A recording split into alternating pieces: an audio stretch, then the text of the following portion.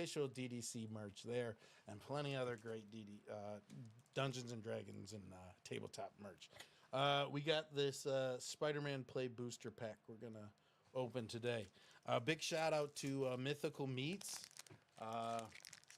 They have been keeping the crew fed well. Here we go. We're gonna slap them here. Mythical Meats. Go buy some beef jerky here. All right, here we go. The first card is a copy card. It's on both sides. It says copy and human citizen. All right. I don't know if that's good. Then we got an ominous asylum. That looks ominous. That's for sure. All right. Next card. Here it is. The foil. It's Beetle Legacy Criminal. It's probably not that good. I'm not feeling great about this pack here. Electro Assaulting Battery. I should probably show you, huh? You gotta want to see the art. All right, there it is. Here's the foil that came in it. Big shout out to Eldritch Foundry Eldritch Foundry for making all the minis that we've been using on our show recently. Table of Tales, it's coming soon. Mark, our DM, who's also our editor, has been working tirelessly there. We're going to be able to share so much more soon here. We got Amazing Acrobatics, Spider-Gwen Free Spirit, Grow Extra Arms, Risky Research, Daily Bugle Reporters, Passenger Ferry, Spider Islander. Okay, that art's actually pretty dope. Kind of reminds me of my Minotaur character, Crippy. Y'all might meet him one day. Hot Dog Cart. That's sick, actually. I could go for a hot dog right now. Shriek Troublemaker. Yeah, that's not a good one. Oh, wait a minute. We got one borderless. It's not like foil, but it's a legendary artifact creature. I don't know what the hell any of these are. Anyone in chat, let me know. Let me know what you think. If I got any good cards. I don't know. Hey, we're about to be live here very shortly with the next episode of Echoes of the Astral Sea. Everyone's super, super excited to bring it to you guys and bring it live. So give us a few minutes here. We will be back shortly.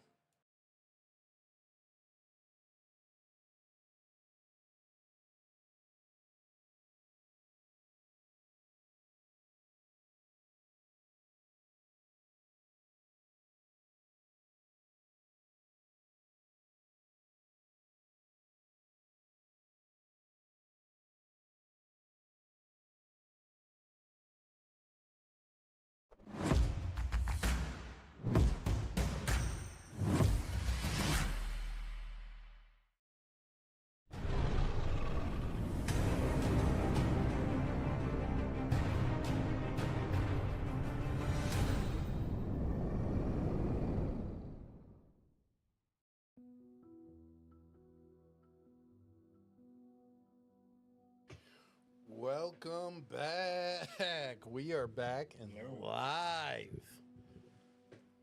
It's Didn't good. pull a bombastic bag, man, my guy. Oh, I did not pull the bombastic bag, man.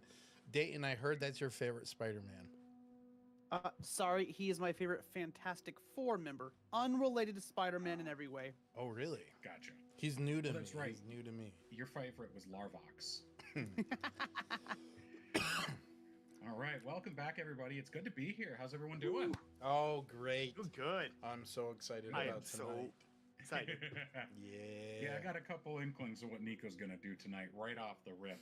But we've got a big, a lot to get through. There's going to be quite a bit of narration tonight. There's a lot to get through. So let's go ahead and get through introductions. We'll do our recap and we'll hop into it. Yeah. So first and foremost, of course, I am Mark. I am your humble DM. I am running a heavily modified Light as Rix's campaign. If you've looked through the module itself, you might recognize some of the things that are about to happen tonight. But generally, I've written it to be a much larger space opera sort of thing going on. There's a lot more going on than just the Xerixian part of things, as the book would suggest. But I've done a lot of work. I'm very excited to bring it to you. And more specifically, I'm very excited to bring it to my wonderful players. Yeah. Included among them, of course, we have Tin Man being played by... Howdy, howdy, folks. Dayton here playing the 10 man tonight, and I think we're ready for some rootin' tootin' action, eh? Yeah. I think so. We also have Nico, played by. Greetings, all. I am Alex. I am playing your jolly, joyful Nico. And today might be a little exciting. Oh boy. Of course, we also have Jade, the Jade Fox, being played by. Hey everyone, I am Marina playing the Jade Fox, and I'm excited about tonight. It's going to be an interesting chapter. Hope everyone enjoys. Oh yeah. And of course, we have playing Valen. How you doing, all? It's Matt, Big Matthew. Thanks for tuning in tonight. I'm so excited for this episode. Mark, looking handsome and dapper as always. And to the people on this side of the table with me, you're all looking so beautiful. Thank you for joining us. I'm so excited about tonight's episode. I just got a few things to share with you guys. We're going to jump right into it. I want to do a big shout out to Adams Family Gaming. They are hosting all of our merch now. Go check them out at etsy.com/shop/Adams with a Z Family Gaming. We got a great episode tonight. Right here. Check it out. Hey, Yeah. big Nice. yes, let's go. Big shout out to them. I if my character That wore looks it, so I'd cool. wear it, but I was streaming with some earlier. Check out our past streams. Big shout out to my son Hero tonight for hooking me up with some magic cards. I think he only wanted me to buy them that because he knows if I buy magic cards, he gets magic cards. So, hey, thanks for everyone who joined me on slapping that pack. That was fun, even though I didn't get too many good ones. Big shout out to everyone else. Eldritch Foundry, D&D Adventure Club. We got so much great stuff coming out. We got Table of Tales, which is going to be released very, very soon. We have a whole big release party and plans for it. So get ready. But I don't want to take too much time. We got a lot to go through this tonight. So, Mark, take us away, buddy. All right. So, previously on Echo of the Astral Sea, Valen and Tin Man stake out the bridge before noticing some fisher folk who claim to be contracted with Xeno Termination Limited, a local company that deals in the removal of menacing creatures get in one's cellar. An avian individual and a turtle. The avian fella introduces himself as Bagsy Winden, and his companion as Linen Snaps. Curiosity catches Valen, and him and Tin Man take the opportunity to follow the two. While they discuss a potential on-the-spot mentorship, Bagsy admits that they do have a hole in their usual trio, and offers to teach Valen the ropes. Tin Man keeps a close eye nearby to ensure they aren't spotted or bothered. Bagsy hands Valen the Line Glide Ruby Roller, a fishing pole with some quirks that used to belong to a famous angler named Bub Lee, a plasmoid. They agree that if Valen can catch a fish in the Lake of Brawl within 5 minutes, the pole was his. Giving it a cast, Valen fails his first attempt. But on his second, the hook flies, soars a little, and then continues to fly, before hooking on a jammer no doubt minding its own above Brawl. Linen helps Valen reel it in before they realize that this is certainly a catch and release, and she helps him by cutting the line for him and allowing the jammer to carry on. Despite now missing a hook, Valen has in his possession the Line Glide Ruby Roller. Yo.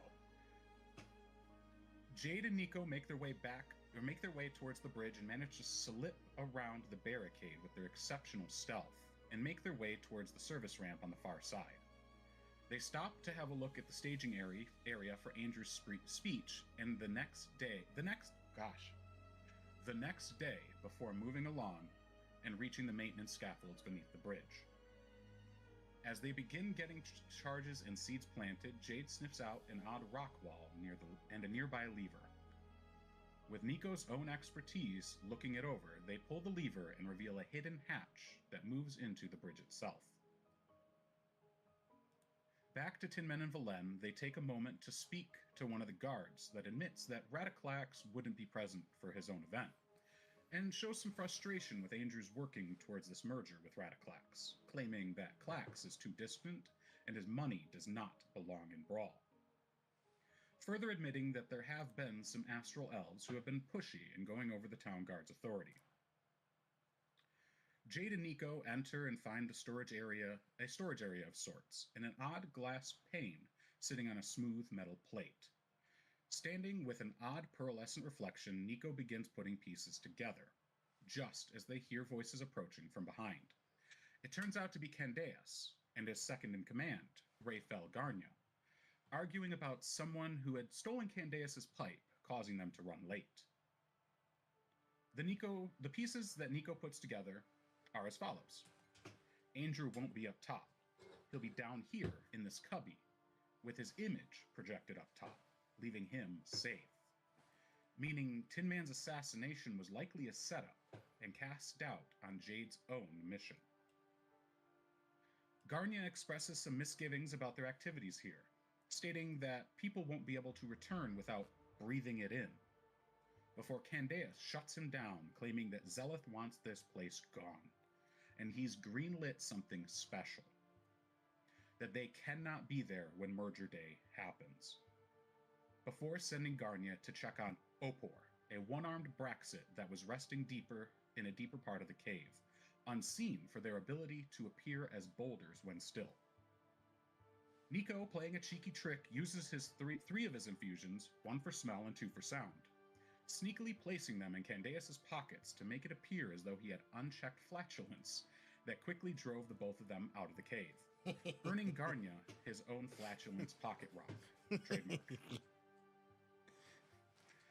In the midst of getting a good chuckle for his efforts, Nico is unaware that Jade has been compromised, standing too close to a barrel and caught off guard as she inhales the contents, easing her mental barriers just enough for ephemera to make a move.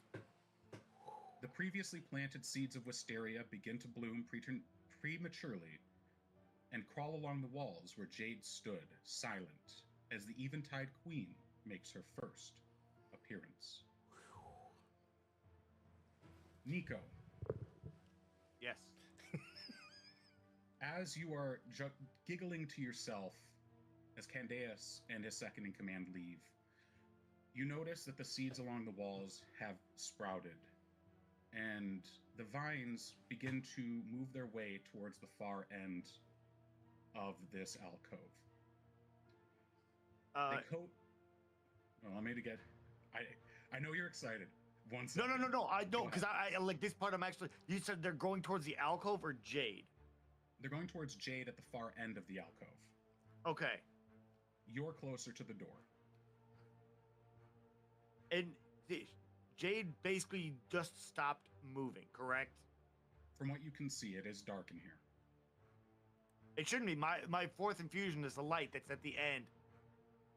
And one of them picked it up on its way. Oh, that's right. Out. That's right.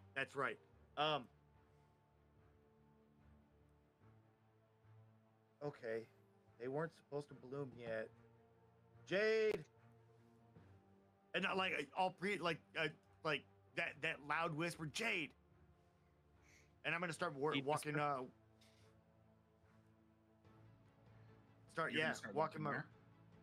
Start walking towards, because I'm still invisible. Yes. And save for Jade and the Braxat, you believe that you are the only ones in here.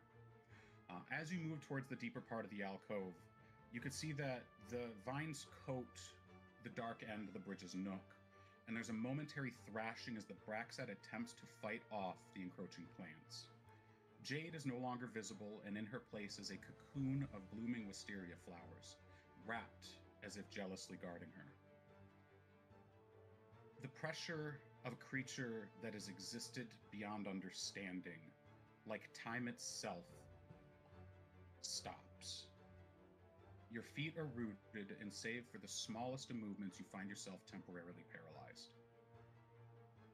The seeds she's planted continue to take root and spread across the inner walls. Displaced dirt rattles free from the ceiling, and you get the feeling that the structural integrity of this place will go soon. Tendrils reach out and begin grasping and crushing everything around her, allowing the contents of the hero made to spill into the stone floor and permeate the air. What would you like to do? I am going to cast Vortex Warp on Jade and send her 90 feet behind me. Okay. Um, You- uh, hang on. I gotta double check the distance. Does Yeah, it 90 require a feet. save? Target must succeed on a Constitution saving throw, or the target can choose to fail. As I cast this, I will call out to Jade. Say, Jade, we gotta go. The timing on this has changed. And I will also don my armor. Okay. So you switch into your armor and you call out to Jade, attempting to break through. After a moment, and as you cast your spell, it does resist. Jade, would you kindly roll, you said a Constitution save? Yep, Constitution saving throw DC. I want to say 17. But let me double check. I would like you to roll it at advantage, if you could, Jade. Sorry, it's a 15.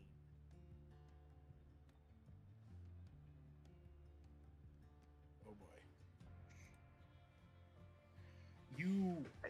Your magic pulls the cocoon to the far end, and you hear vines snapping, and the entire end of the bridge gives way as it is no longer supported. You see in front of you, the bridge opens up to a gaping chasm as part of the bridge falls into the water beneath it, including the Braxat and many of these barrels. Tin Man and Valen. Oh. Let me find my spot here. The ground beneath you churns and shifts. Roots erupt from the solid stone, and chaotic crisscrossing cracks begin forming. Oh no. Whatever Nico and Jade were doing, it seems it's coming to fruition. The bridge shakes violently, and behind you, the guards give a surprised yelp. And you hear the one that you spoke to earlier yell, "Get off the bridge, you morons!"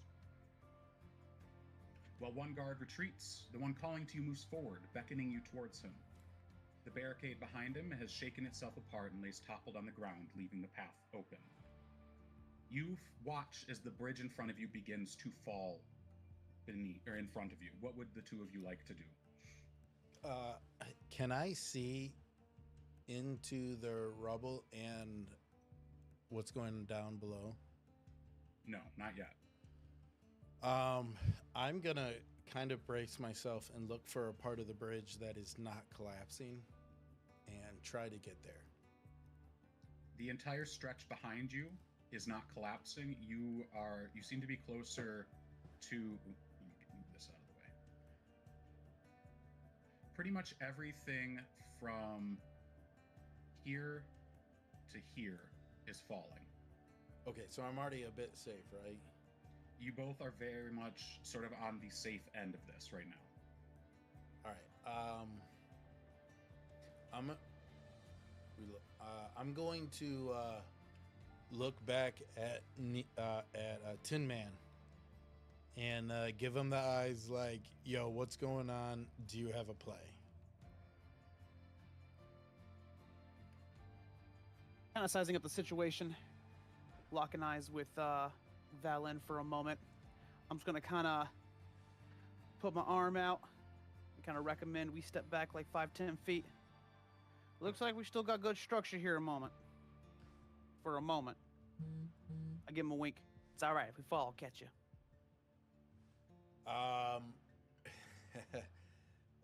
Hearing him say that, I'm gonna then start making my way back towards the destroyed barricade and kind of brace myself, hoping I see the rest of the team emerge somewhat soon.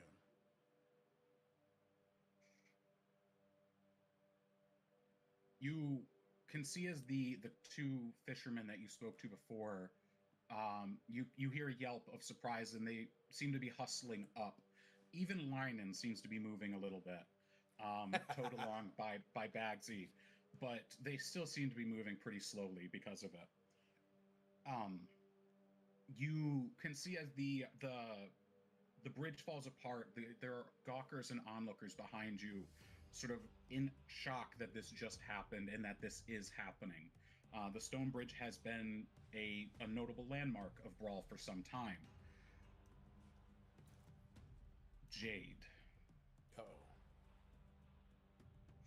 The world around you is dark.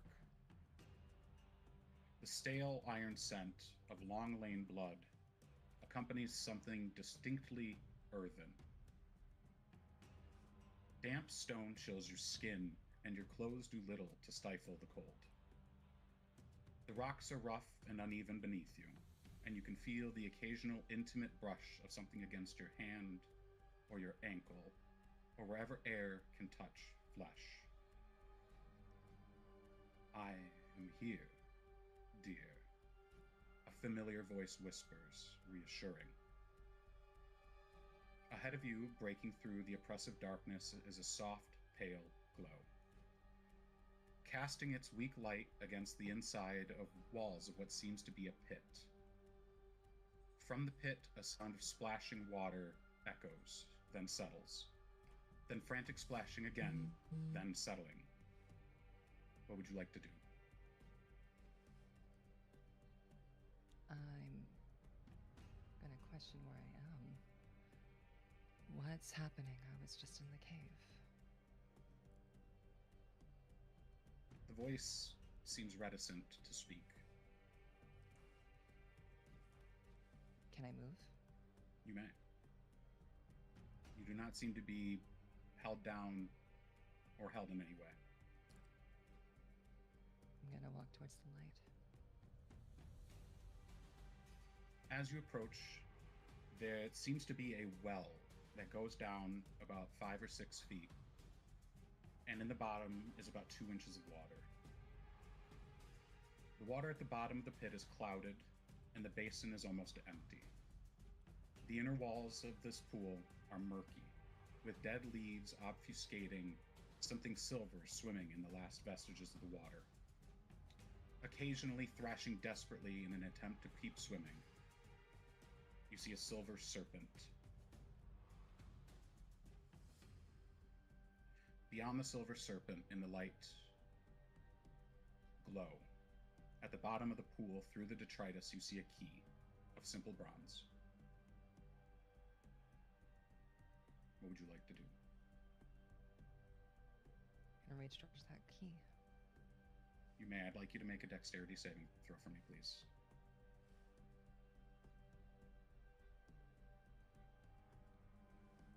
Not my night.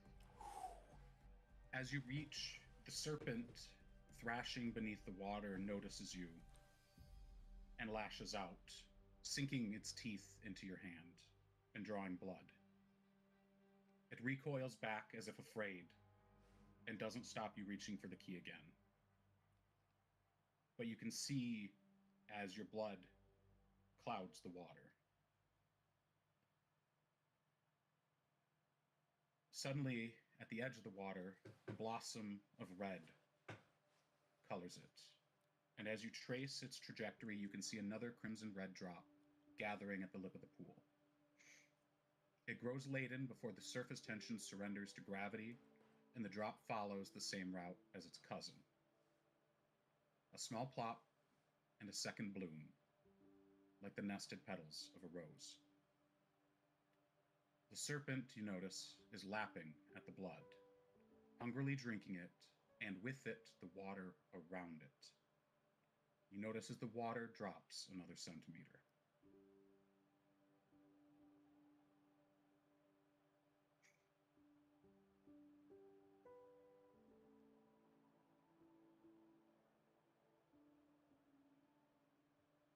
Okay, what else? Sorry. That's it. What would you like to do? This key, is there a lock that I can put into it, or I'm just holding a key? You are now holding a key and your hand is bleeding. The room around you is dark, and all you can really hear is the sound of the blood pumping in your own ears.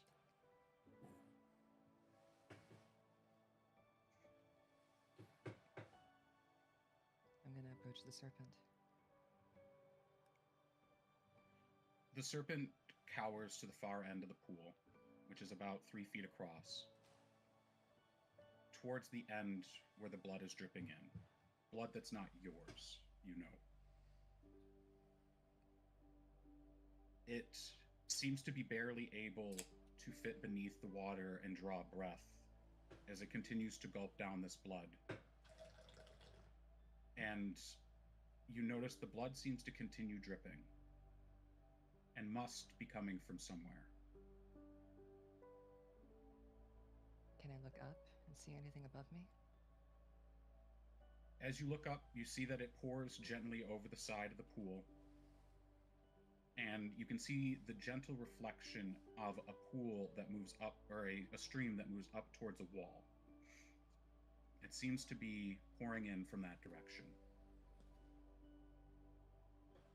I'm gonna aim towards that direction. Am I able to climb?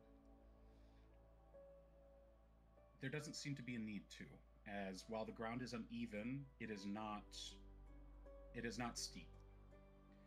You move that way, and the shadows in front of you seem to make way for you.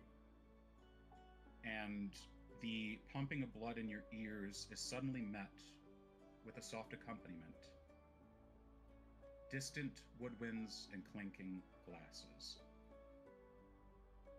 There is a door in front of you, and the sounds of a party on the far side, though the door itself is etched.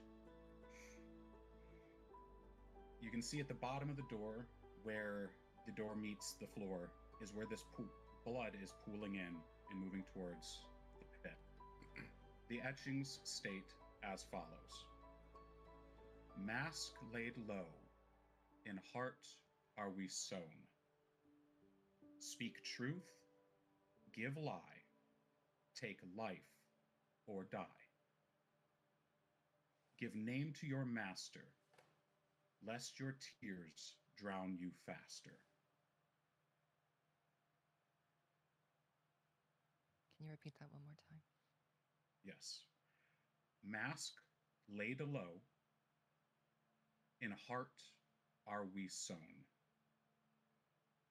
Speak truth, give lie, take life or die. Give name to your master, lest your tears drown you faster.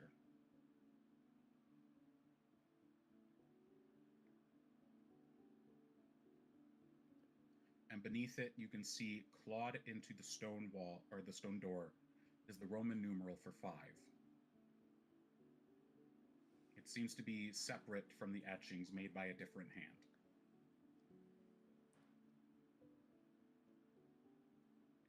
It seems the door would like you to give name to your master.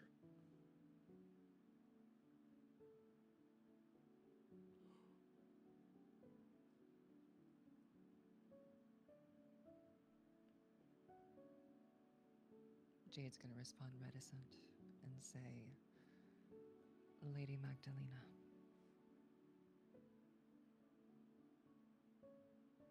You hear the chilling laugh of a woman who's never laughed, and it arrests your heart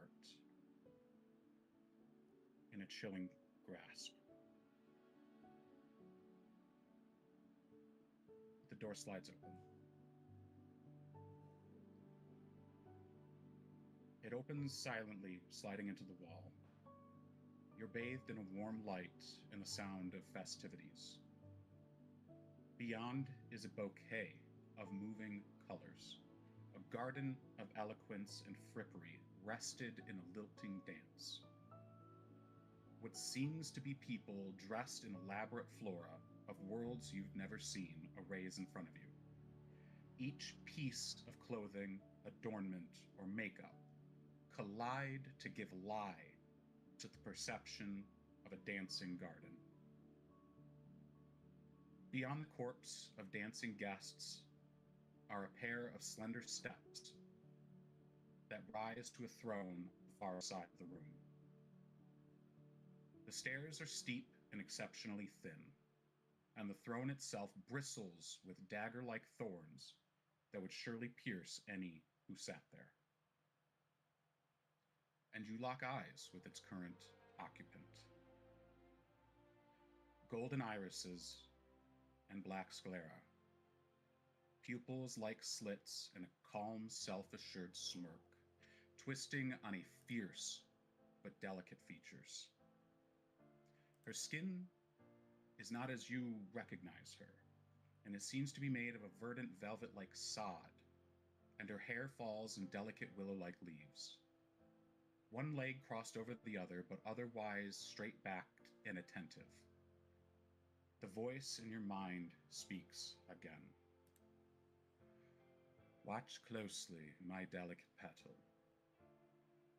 Removing the bloom only encourages the stem to grow more resilient. Nico. The moment of arrest leaves you, and you hear the clinging and clanging of metal on stone as you're pulled backwards across, or away from the gap, and you stand next to the cocoon. On the floor around your feet are your sonic bombs. All 12 of them. What Jade may be unwilling to share, I give freely. Keep these, and I will handle what's left of the bridge. So, is it, to me, it's Jade talking, correct? No, it's a different voice entirely. You are not the pretty lady from before. You are something different. And at that point, Jade, I hope you're in there, and I'm going to attempt to cast Warding Bond on Jade, which will give her +1 AC and +1 to all saving throws. Okay. And if she takes any damage, I take that damage as well. Okay. Jade, go ahead. Yeah, so essentially, just to kind of flavor how this is going to work, Nico basically coming up to here is spent. I've used all my second level spells. I'm going to pop my spell of refueling to get back my second level spell. So essentially, Nico has what looks like a ring on his gauntlet. It opens up, and you'll see a tiny star inside. I pull the star out and say, all right, well, guess it's time to use this one.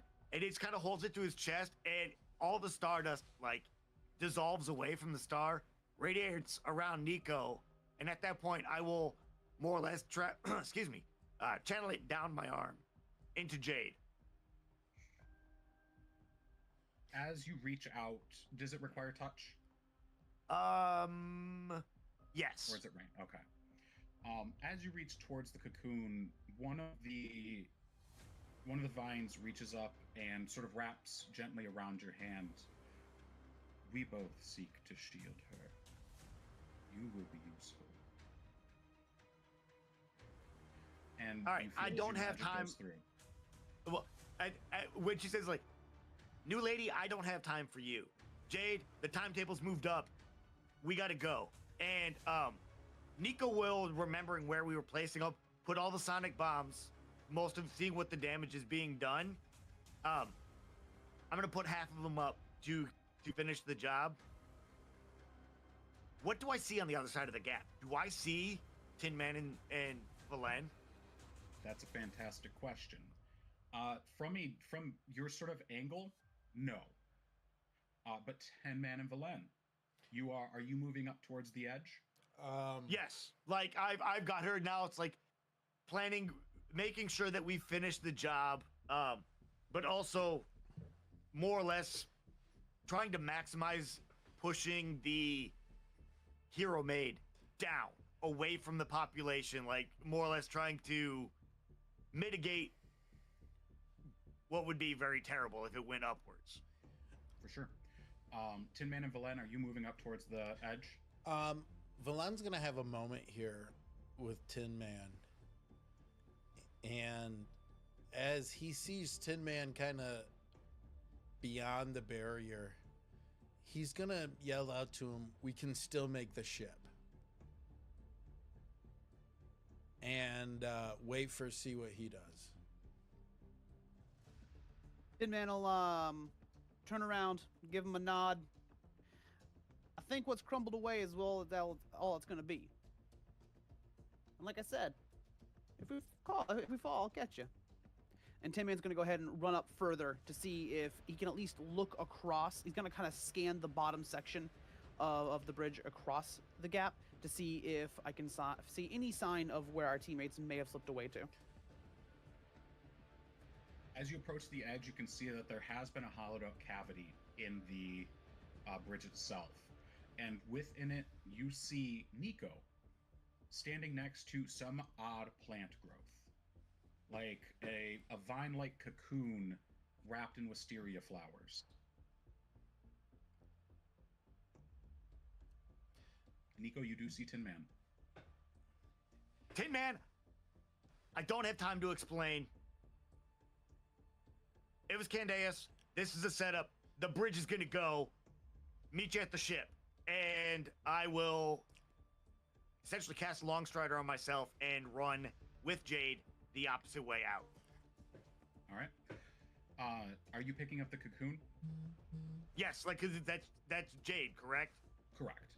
Yeah, no, I am, like, at this point, after casting Warding Bond, I have her on my back, essentially. Like, kind of like, if it's like a cocoon, slung her over my back and try and hold her in place, and, yeah. As you situate the cocoon on you, you actually feel what feels like a hand come up over your shoulder and wrap around you. Almost like somebody's wrapped their arm around your chest to hold on. It does seem to be Jade's, though it seems paler. But yes, so you cast Longstrider and make your way out through the scaffolding, correct? Yes. Essentially make it, go ahead. No, go ahead. I would say, yeah, essentially making our way out the safe way, and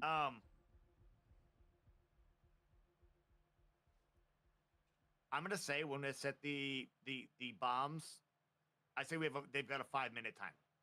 5 minutes, got it. Okay, so you put out about half of them on this side and as far on the other side as you could. So you got 6 of them established, and with a 5-minute timer. So you get out the secret door that you came through, and you notice that some of the scaffolding has fallen away just from the shuttering of the bridge. I need you to make a dexterity saving throw to get off of the scaffolding and back up the service ramp.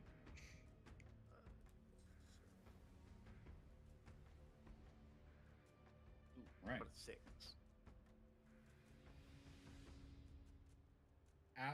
As you feel yourself toppling, a pair of vines jet out and grip the wood, keeping you steady. Carry on. Thank you, new lady. You're welcome. Consider it a favor. Let Jade Don't do know favors. you owe me one. Nope, you don't. I don't know you anything.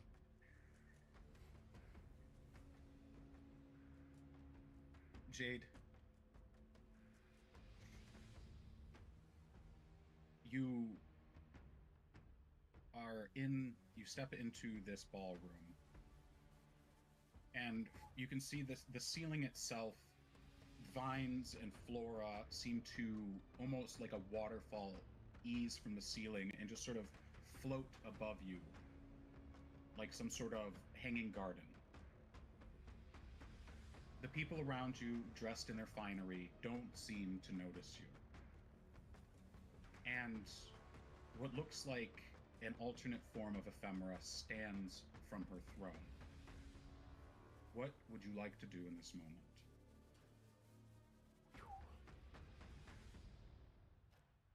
What are you doing? Why am I here?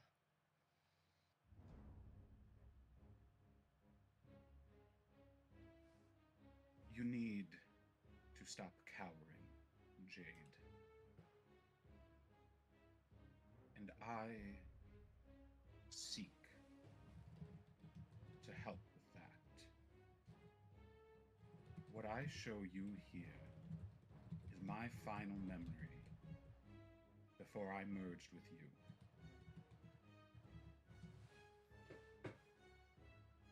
Consider it a token of peace. Trust if you will, trust if you won't, I care little. But let it not be said that I made the attempt.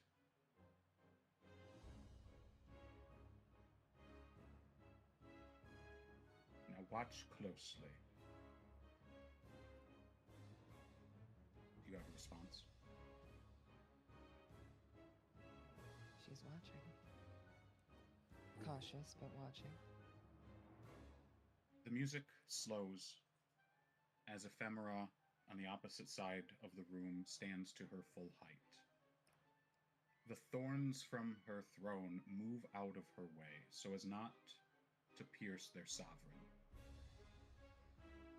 She opens her mouth as if to address those gathered, and a dark shadow lands behind her. From the reactions of those around you, or lack thereof, you determine that you are the only person to notice this. Do you have any actions that you would like to take?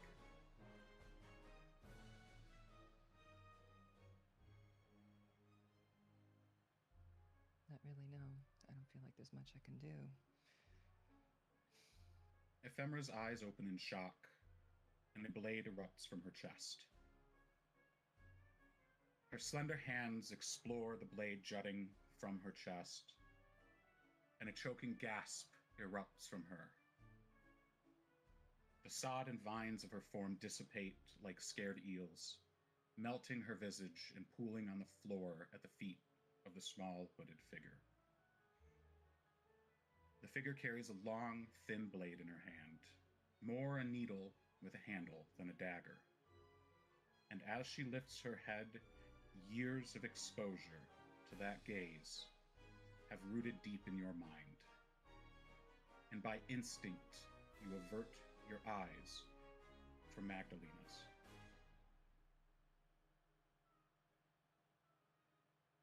But something in the base of your spine urges you to look back, to meet her gaze. Would you like to?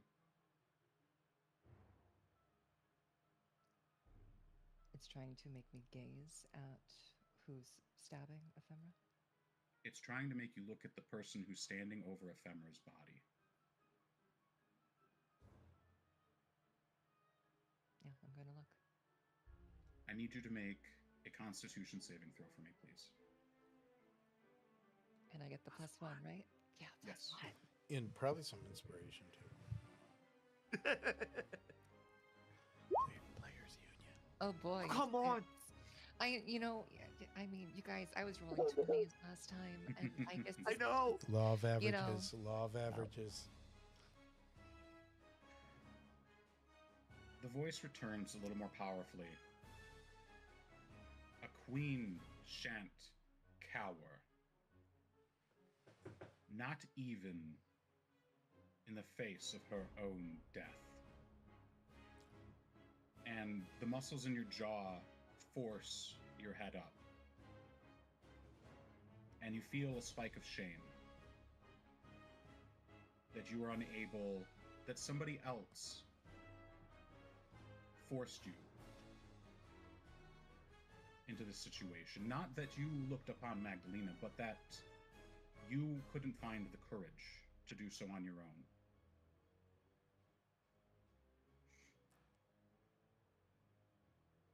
But your analytical eye immediately takes over. Magdalena in front of you doesn't carry herself the way the woman you know does. Not with the same grace. Like a skill well practiced but not mastered. And awkward to your trained eye, but still lethally efficient. She leans down and rummages in the coiled vines, divesting a palm-sized pod bristling with inch-long thorns. Her eyes lock with yours before she pulls what looks like a small picture frame from a subtle pouch on her back and tosses the pod through. The world around you freezes, and the vines on the ground in front of this figure begin to speak. You know the next part, Jade. Our fateful meeting was the next time I was truly awake. And I awoke running. I implore you to do the same.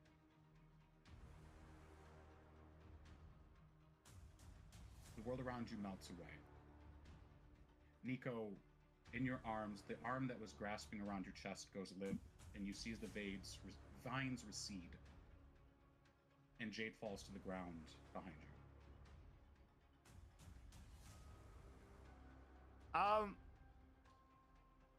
I pick her back up, or it's essentially,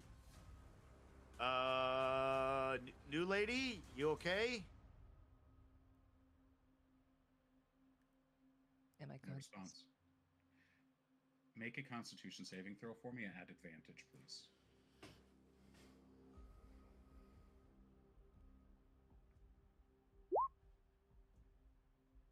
18. You are conscious. And not only are you currently under the effect of the warding bond that Nico has placed on you, you are also under the effects of a potion of heroism, which I should have up here, and I will get you that information in a moment. But you are now conscious. Is it essentially just a heroism spell? It works a little bit differently. Okay.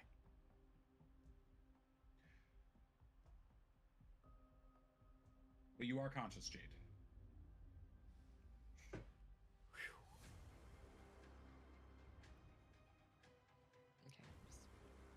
Okay. Yeah. New lady, Jade, and having not heard a response the first time, I'm gonna start going to firemen's carry her again and say, we have 5 minutes, we gotta go. Like, and I'm just sprinting off, because I guess we're on the north side of the bridge, right? Correct.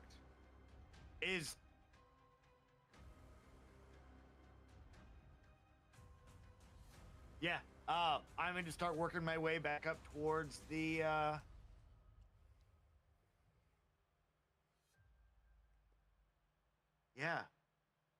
towards the top of the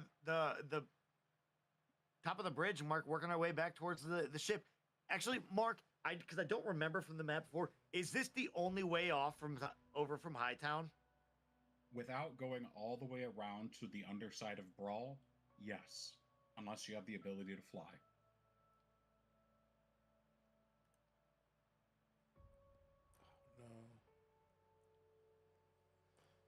No. Oh wait. All right. Yeah. No. Then we're gonna make our way back up towards the surface of the bridge. All right. It doesn't take long to get back up. You follow the path down here easily, and it's made to be easy access for the workers. You make your way to the top side of the bridge. Tin Man, at the far end of the bridge, you see Nico and Jade appear. Valen, at a distance, you can see them as well. Where does it look they're headed? Where are you headed, Nico? I am sprinting full speed towards the end of the bridge, and that's what, about a 25 foot jump? 20, 40, it's about 60, 55, 60. Okay. I'm gonna look at Tin Man, and I say, Tin Man, say his name and he appears, and I clap my hands. I believe in Valen, and I'm gonna pull out my fishing rod, and I'm gonna cast it across the bridge towards them. Make a dexterity check with advantage for me, please. All right.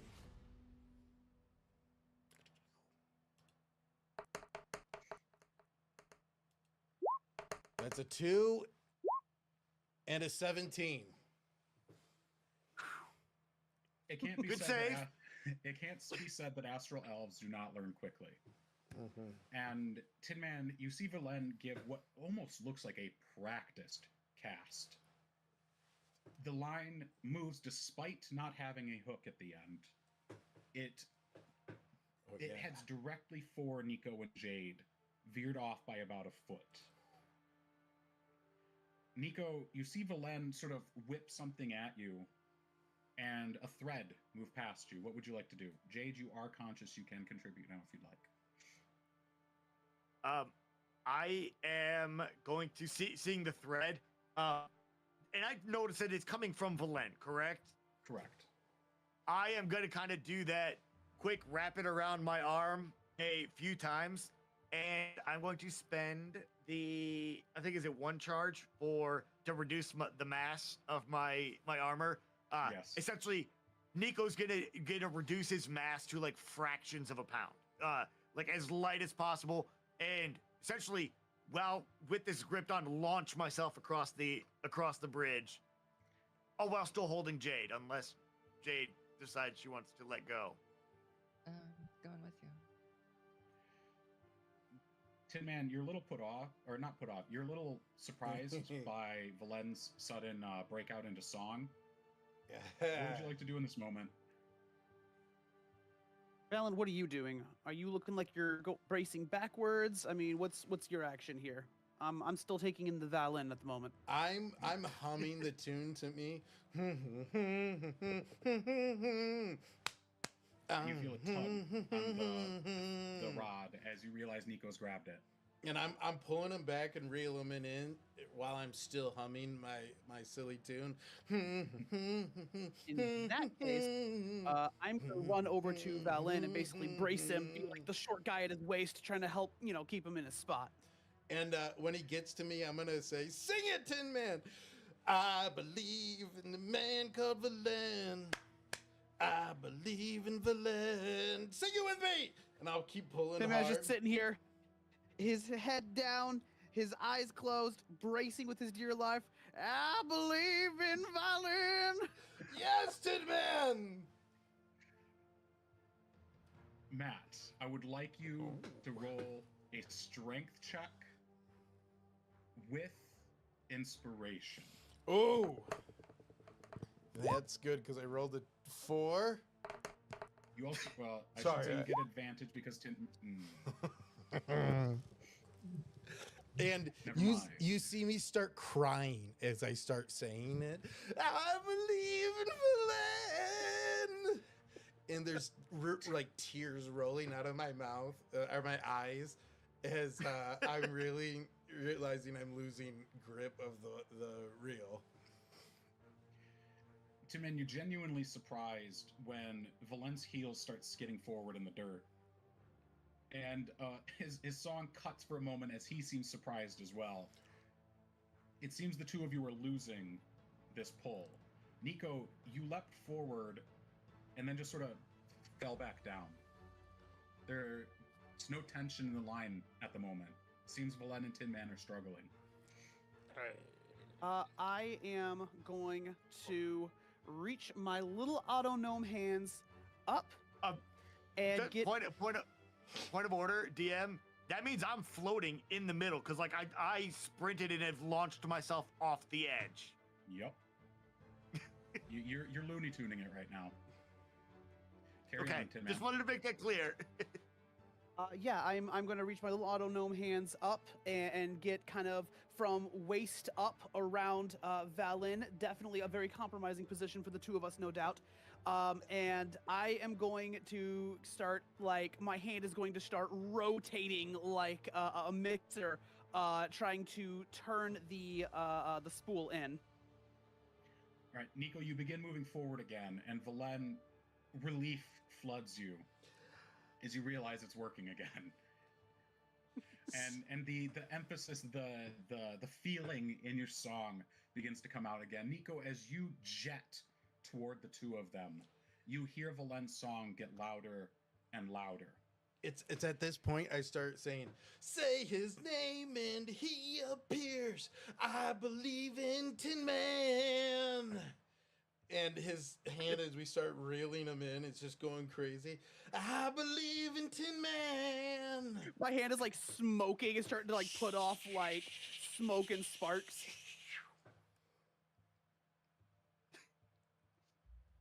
Excuse me.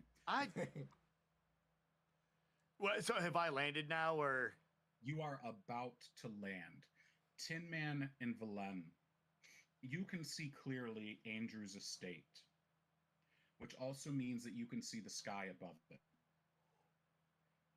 Easing down out of the clouds, as it were, of the astral sea is what appears to be an impossibly black sphere that looks to be consuming the light around it. It is larger than the castle itself. It hovers for a long moment before a blade of immense size breaks from inside, carving a white line in the shape of a wicked smile across the sphere. An immense head peers out with a halo of dark plaited hair arrayed around it, floating as if gravity holds no sway. It falls free, followed by a sleek body wrapped in delicate red and gold robes that flutter elegantly as it drops. In one of its hands clutches a sword twice its size and height, and plummets towards Andrew's castle. The figure disappears, and a plume of debris is jettisoned into the air. Moments later, massive chunks of stone and wood, once part of the estate, land among the gawking onlookers behind you, and people begin screaming. Jets of displaced dirt burst up from the landing debris, and thuds send tremors through the ground. A distant, desperate shriek permeates the very air, and people begin covering their ears and running away from the bridge in a terrified panic. The sheer volume makes it hard to make out. But the astral sea seems to shout the name back, as the agony of the voice echoes the name. Flatman! And I think that's a time for us to take our break. Oh my god! Oh boy, we will be back shortly. Oh my gosh. What a cliffhanger here. I got you guys for a few moments here before we dive back into that and how much trouble I've brought onto this crew. I want to give a big shout out to all our partners here that made everything possible tonight. First of all, Adams Family Gaming. Go check them out on etsy.com/shop/Adams with a Z Family Gaming. You can see all their great merch. Alex is actually wearing some tonight. You can go watch our past streams of me playing Dispatch and see me wearing some great merch they have. They got our official DDC merch and plenty more tabletop great gear. Big shout out to Eldridge Foundry, who helps us bring all of our minis to the table. You're going to see plenty of those coming up here with Table of Tales, which is going to be released very soon. I was just sitting down and planning the release schedule with Mark and all the team members here soon. Big shout out to Mythical Meats for keeping our table stacked with great snacks. You've been seeing me eat them all. I'll probably have one here when I get back from break here. Before we get started, maybe I can get some inspiration. I'm representing the players union here and the lack of inspiration we're getting for all the hard work we're getting. Hopefully, and then return of this episode, we'll get a little bit more inspiration. Big shout out to Only Games for supplying us with some new great merch monthly. I got a new box just in. I got to do an unboxing video here soon. I'm lacking on my unboxing videos. I'm so busy with all this content. Big shout out to D&D Adventure Club. They were the spiritual guidance on Table of Tales. We brought their modules to life. Go check them out. Get a monthly subscription to all their modules and watch us play their modules soon, very soon. All right, there's plenty more partners all over. Big shout out to everyone on Instagram. We're at 25K, baby. Let's go. Let's do it. Big shout out to everyone on Twitch, YouTube, everyone that's tuning in live. Thank you so much. This is so fun. It's only possible because of you. All right, I got to take a little break. I have to use the restroom. We're going to be right back shortly.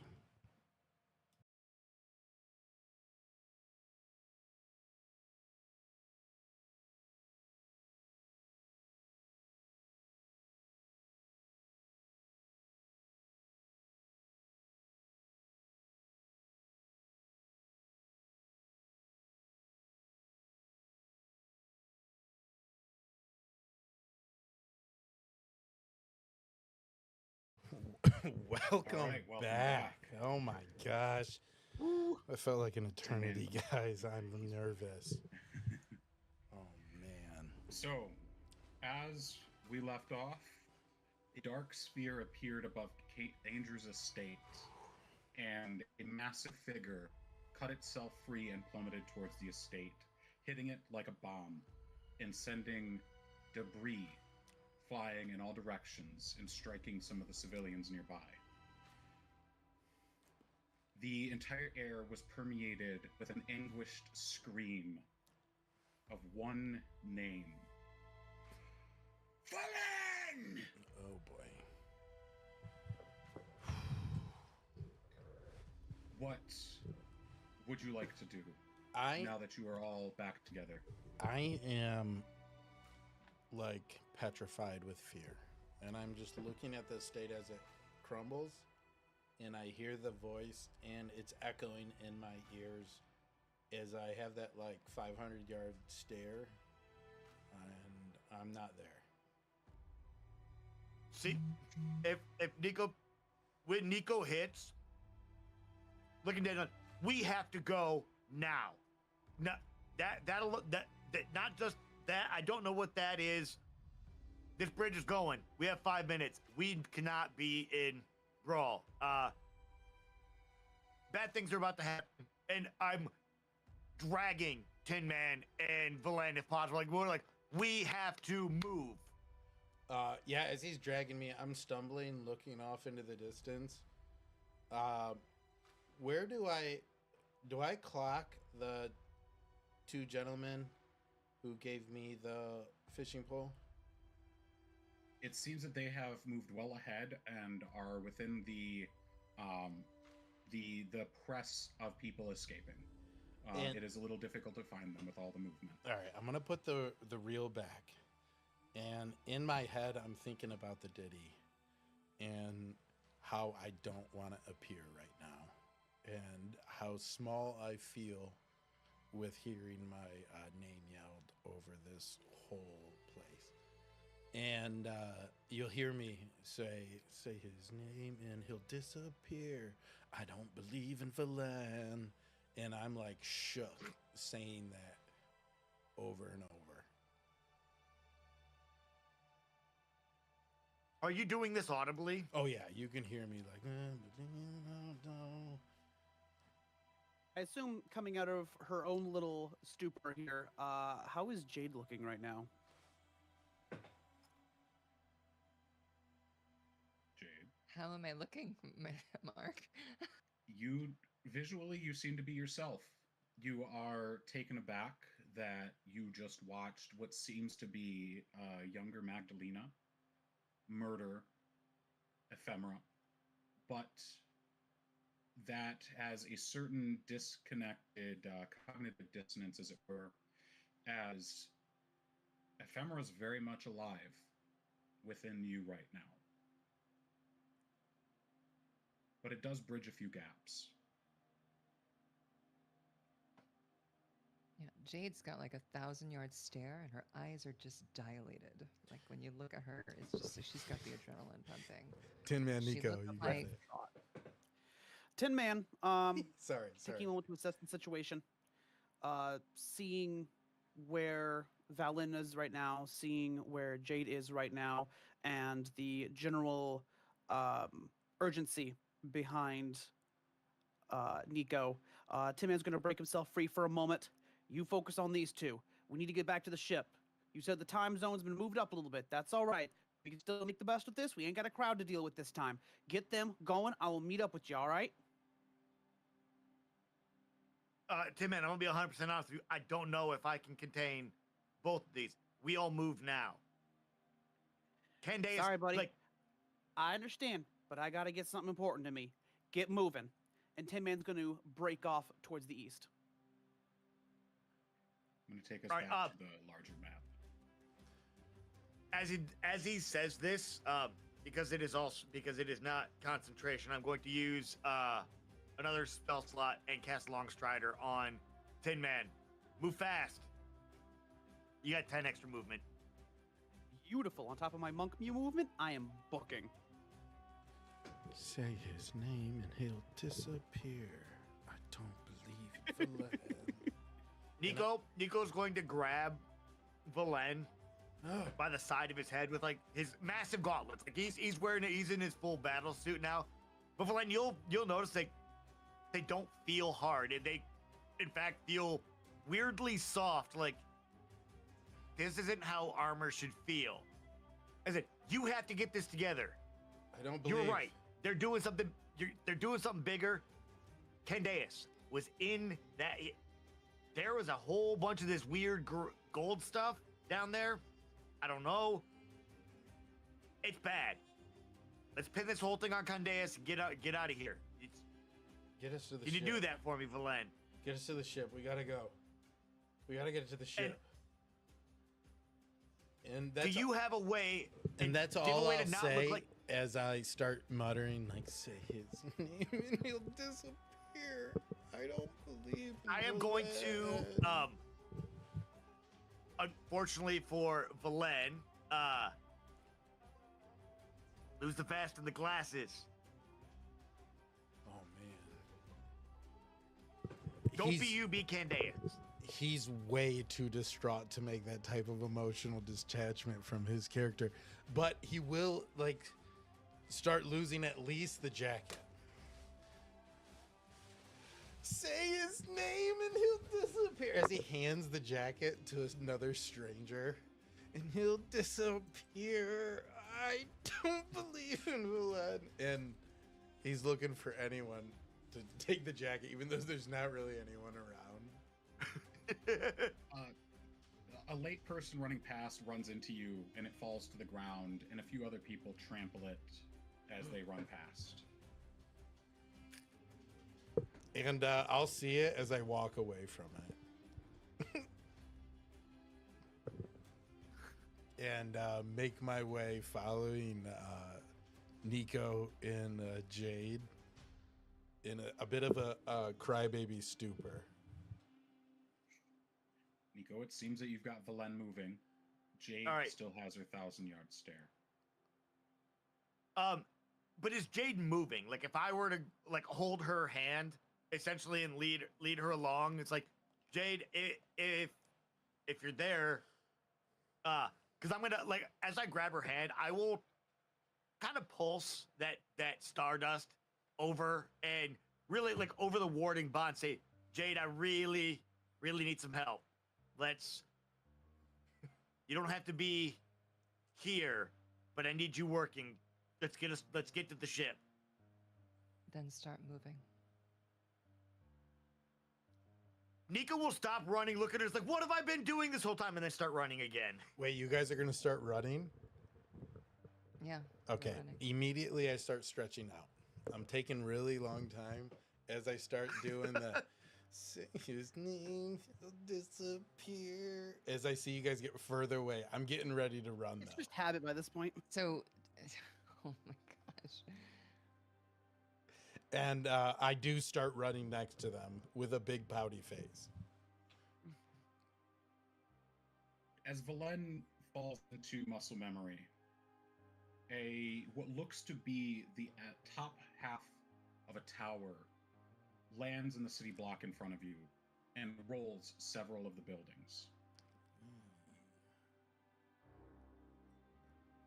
Anyone that had been hiding there will surely not be making a sound now. I really wish you didn't Tin say Man. my name before all this. Tin Man, you're heading to the east, I presume, to find the Stargrazer, correct? Absolutely. Are you approaching in any particular way, or are you making haste? I'm making haste at this point. Seems plans have changed, and the need for chicanery is no longer there. Your haste pays dividends as you realize that around you there is no people. Everybody seems to have made their way away from this place as quickly as possible. You find the same barn that you had stowed the Stargrazer, and you climb the same ladder. As you reach the loft of the barn, the bright light of the far window illuminates a silhouette that billows gently with smoke. Well, well, well. Scene of the crime and whatnot. Good work, Tin Man. Yeah, it didn't exactly go as planned, did it? Ah, but what's the plan? If you get what you wanted. I get the feeling it wasn't us who was supposed to make that draw, was it? Well, regardless of who it was supposed to be, our old prince definitely bit the bullet. And my friend, while it wasn't yours, a deal is a deal. The man upstairs got what he wanted, so you'll have your cover. Take a moment after kind of staring that over. Sit back, lean on my gun for a moment, take a deep breath in the panic of everything. Just what's all Ratty up to?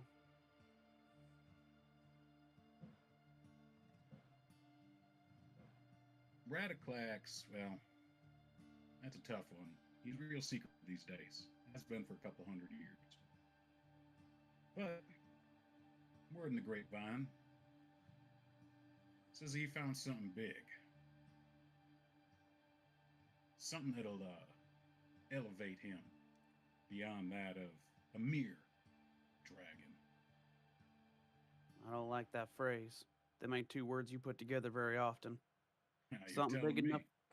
Something big enough for him to sell this whole rock out to the Xerixians? Now that's what I can't quite put together. To my knowledge, our contract was sound. Assurance. You had your flower lady and the Xerixians up there all vying for a piece of this angel. I just wanted to see what you were made of. The man upstairs wanted to see if you were reliable. You've proven reliable, Tin Man. Perhaps brave to a stupid degree. The first time I heard that. Go ahead and prop myself back up. Put the gun on my back. We're getting the hell off this rock. Next time that man upstairs of yours wants to talk with me, how about we make ourselves a little bit of a less dangerous situation? I'll put in a good word for you. And Tin Man, before you leave, just one piece of advice. Consider it a favor. Don't look for the devil on your shoulder. He knows when you're thinking about him. Whoa. He takes a deep drag of his cigar, his chest swelling. He flashes a wide grin and pitch black smoke streams around his ivory teeth. His glowing orange eyes flash in amusement from behind the cloying cigar smoke. One eye disappears as he winks at you. Better run along now. I'll be in touch. His other eye closes, and the smoke drops like a magician's red velvet cloth, falling to the floor and revealing nothing within.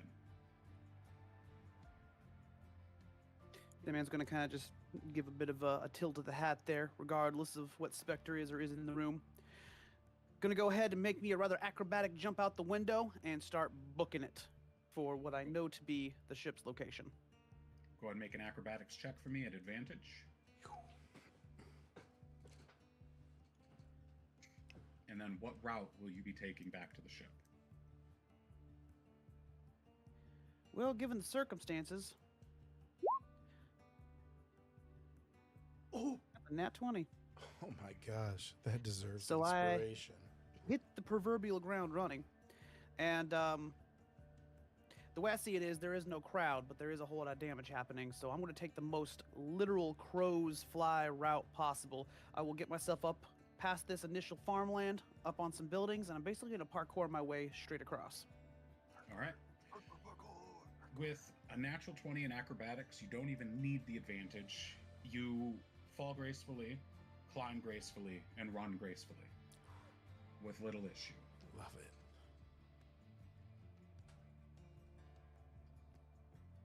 Though, as you each push your way towards the ship, Jade, you notice at first, as your eyes are trained to notice things out of the ordinary, and Tin Man shortly thereafter, a grid field of star moths rush into place. Oh no. I'm sorry, guys.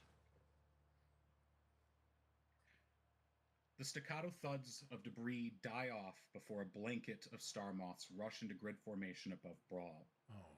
A swarm of jammer bikes race towards them as Brawl's mobile guard move to engage. Each one in unison open their cargo bay, and burnished gold pods begin to plummet towards Brawl. The ground shakes violently as one after another these pods strike the ground. I need each of you to make a dexterity saving throw for me, please. Oh no. Ah, we're doing some stuff. All right. Oh man. I rolled a 13. Tim Man, what'd you roll, buddy? 11. It says 16. I'm seeing 16 on me. For me. I got an 11. Yeah. Oh, I was reading Nico's sheet. Nico, I'm sorry, buddy. Well, gal Jade, you darn got it, a- Nico. I rolled a 23, natural 20. Let's go. Ooh. Someone's going Beautiful. to save us. Each of you manages to keep your feet as these pods fall one after another. The pods are tear-shaped and land on buildings and walkways nearby, seemingly spaced intentionally and for effect. They seem to be made of tightly knit gold-red vines that flare at the top like a bridge cord cut clean. The vines begin to undulate and dozens of fingers wedge and pull themselves free. Arms made of the same golden vines wrestle for space. The flesh of the pod parts like eyelids, and faceless ovals press outwards as if the pod were a many-eyed creature awakening. Oh. Heads followed by shoulders. A tear of a mouth opens and they scream in unison, suddenly surging in movement and ravenously slashing and grabbing at people fleeing by as the movement begins to work them free of their confines. The guards nearby have jumped into action and are trying to keep people clear of the pods and hacking at the grabbing hands and arms.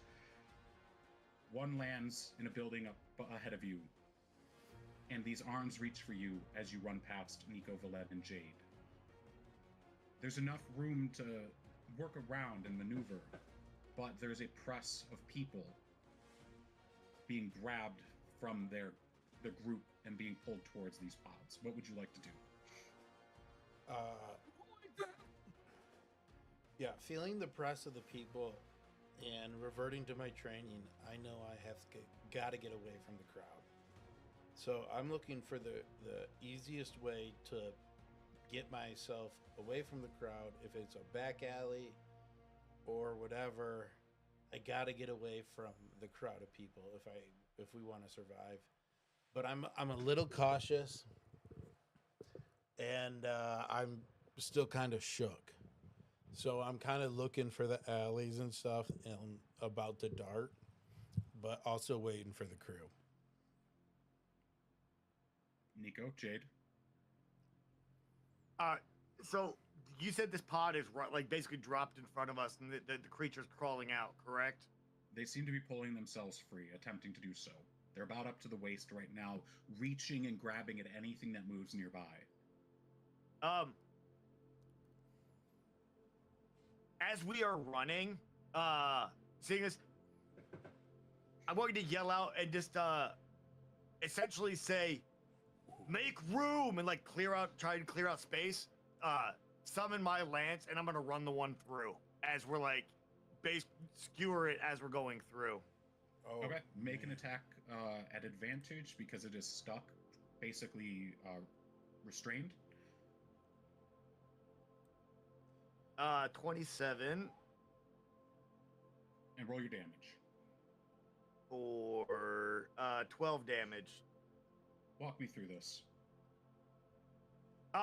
Essentially, yeah. As Valen, I can feel Valen slowing down, looking like darting, looking for the alleys, and Nico having just dealt with New Lady and whatever's going on with Jade is kind of in that like protection mode, and he's got his shield out and just basically tucks the lance under his arm, runs the astral blight through. As it like sticks onto his lance, he like gracefully flicks it off to the side, resets, and just says, "No time, straight through," and essentially just kind of like creates a point through and just said, "Follow me." Yeah, I follow for sure. Make a quick unafraid. persuasion check if at advantage, Nico. How persuasive is the blob man? 17. That would have been a natural one otherwise. Oh my gosh. That's how The- persuasive the blob man is. The panicking individuals around you seem to snap around as you run up and spear one of these. The guards seemed rejuvenated as they continue to fight them off and push people continually down the road away from these. They start to fall in behind you, and you become a wedge that gets through the crowd, and people begin to filter in behind you, all moving in unison. Everybody look at that blob man. Follow him. I like what he's doing. Yeah. Drastically speeding up your approach. Valen and Jade, are you doing anything as Nico takes the lead here? I have my just my laser pistol out ready to go, but I'm still like dazed, but I'm kind of there. Like I'm ready to attack, but I'm not ready to lead. And I'm still kind of humming the hymn to myself, the one where I disappear.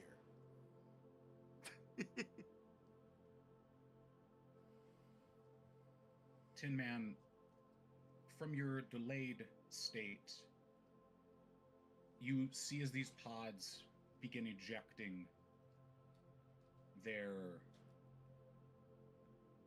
Contents. contents. Thank you.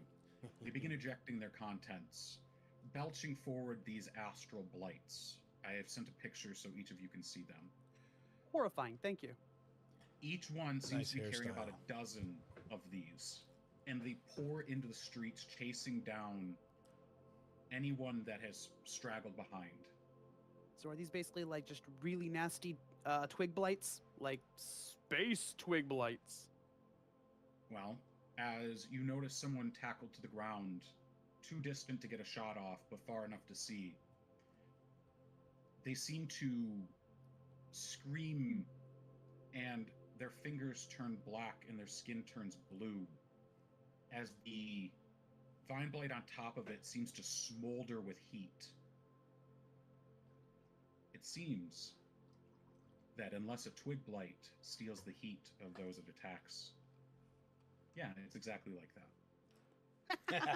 Except for all the parts where it's absolutely not. No, this is a horror beyond my recognition. Okay. Tin Man is going to prioritize getting out of here. Smart. However, if I am moving with sufficient speed and grace, he's not going to let people suffer. I will have my gun at the ready, prepared to clear ahead as necessary. But if I do see any suppressive fire or pot shots that I can take to my left or right to help anyone along the way, if it is within my range, even if it is a Hail Mary shot, I'm going to waste every bullet on my person trying to help anyone within my shot range. Would like you to make 3 ranged attacks, and we will use those to determine how successful you were overall. That's a natural 1, 22, Ooh. and a Way to round 'em 24. out. All right, let's go. The witnessing the first person fall to these shook you, and your hand was unsteady as you got grasp of yourself. But that natural inclination to help and even save those around you kicks in, and your aim becomes true.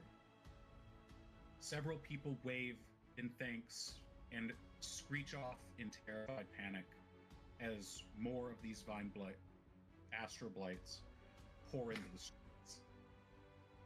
You get the feeling that unless you move quickly, they will begin overcoming even you.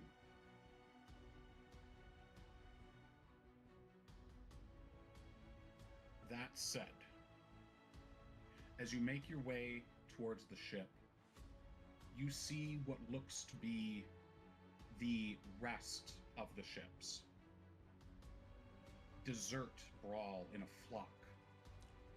Every possible vessel at the docks that had even a single individual capable of running a jammer has deserted the docks. Uh-oh.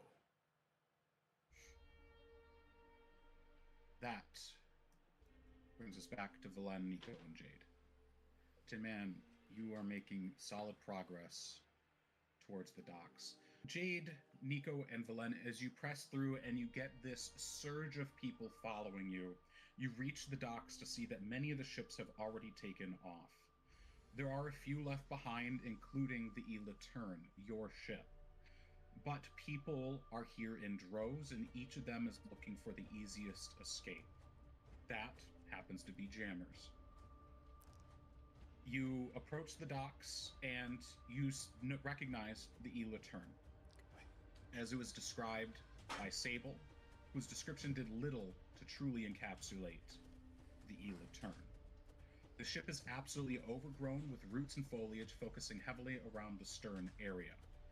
The foliage is pulled back from the main throughways, leaving plenty of space to traverse the ship on foot. At current, there are no weapons on board, despite Zar's attempts.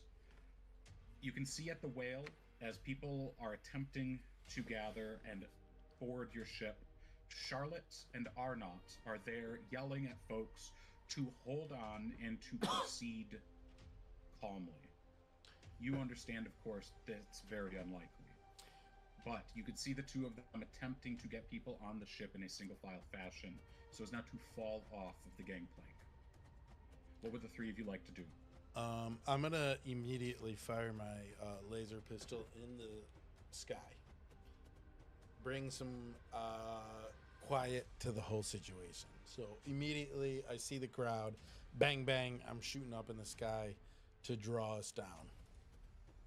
And I will, well, when he does that, I will back him up into saying, all right, calm down. One, single file. And then I'll... Jade.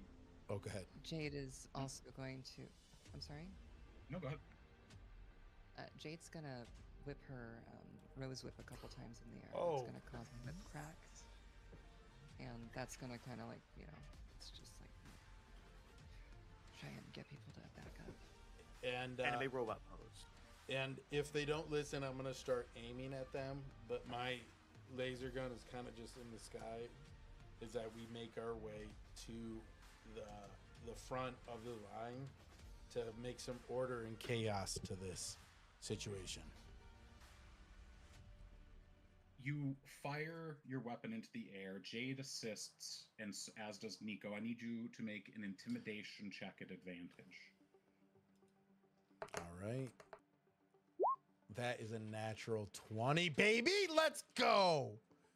I don't even got to roll it again. Oh. Do I have to roll too? You do not. I was asking Velen to at advantage, so. Yes. Oh, okay. And Yeah, because each of you gave him advantage through your help actions. Yes. Almost the entire dock area for about 200, 300 feet immediately quiets. And a voice calls out, "There's not enough ships!"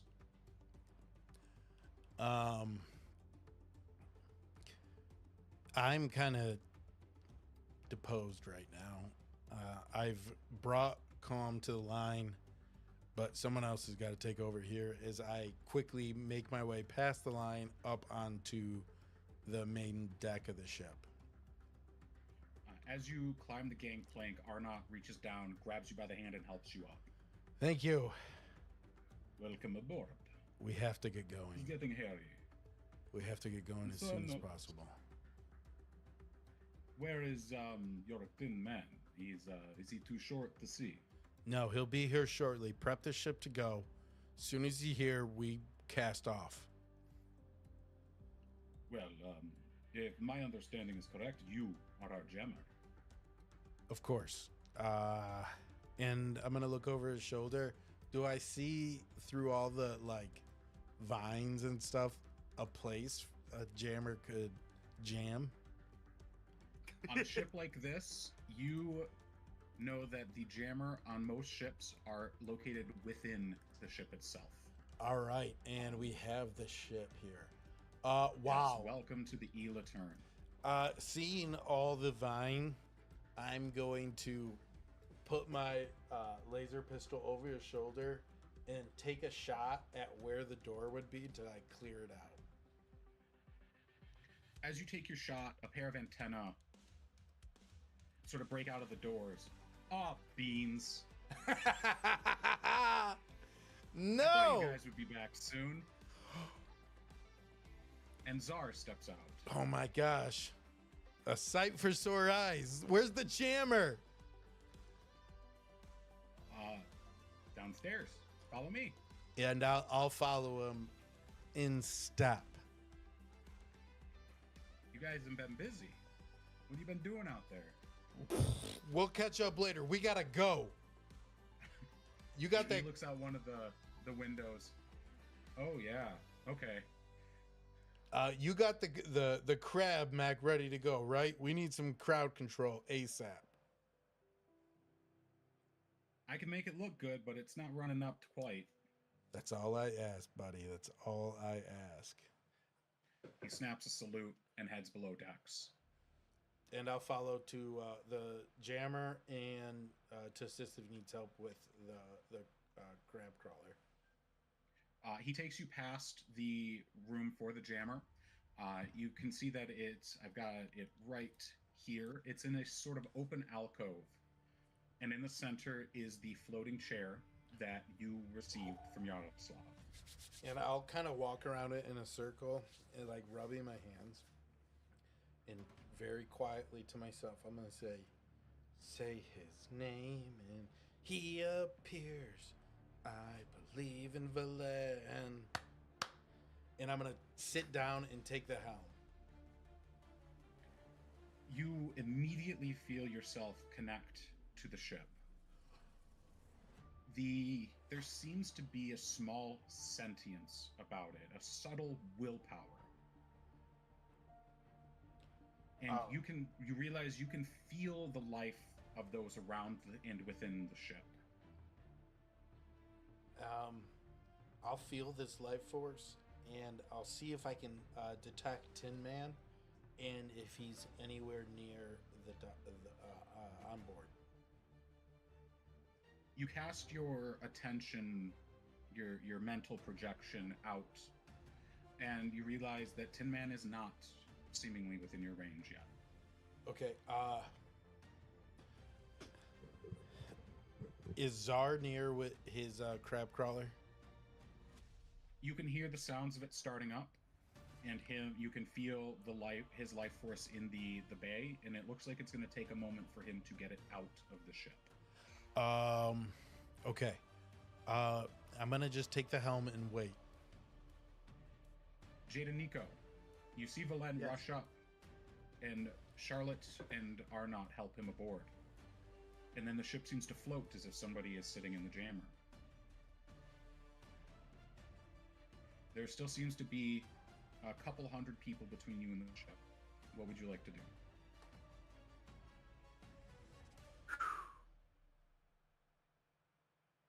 They are quiet, and they do not seem to be actively impeding you, but they are watching you expectantly. Nico, It's not my. we can't take all of them. No. many can we I hold? can make them move. Yeah, how many can we fit on here, Mark? It's a great question. You imagine that you can probably fit maybe 200, and that would be shoulder to shoulder. It's up to you guys. Hey, this isn't my ship. We can help if we can. Knowing Wonder Boy and the ship, he would want everyone on it to be saved. So we could. Sir, I do want to save everyone. Well, Agree, imagine yeah. they might give us rewards and pittance and gold, and maybe one or two of them cook really good food. Why not? DM, has it been 5 minutes? It's been about, yes. Okay.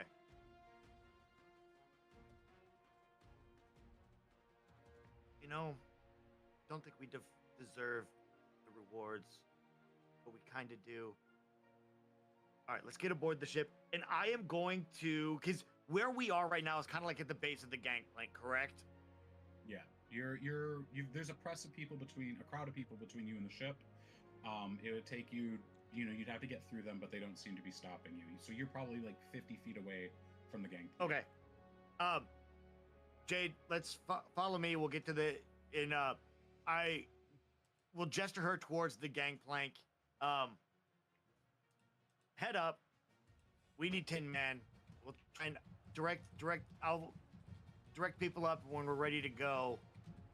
Well, I have a question. yes. Yes. DM, if I cast spike growth, could I cause like branches to reach towards the ship and make them into a bridge so more people can board instead of just the one board, the gangplank, to kind of speed up the process? I'll allow it. I can lend a hand with mending, like as she's doing this, try and like mend the branches together. Yeah, well, maybe not, that's perfect, but also like so that the thorns aren't like thorny, I guess, so people can walk on Yeah. them nicely. you know? How far along am I? It's a good question. I'll get back to you in a second. You cast your spike growth, and the ship itself seems to attune to your magic. And the recognizing your intent and piggybacking off of the spike growth spell, the flora of the ship sort of melts over the edge of the whale and extends towards the dock. And the majority of the foliage on the ship seems to shift forward to do this.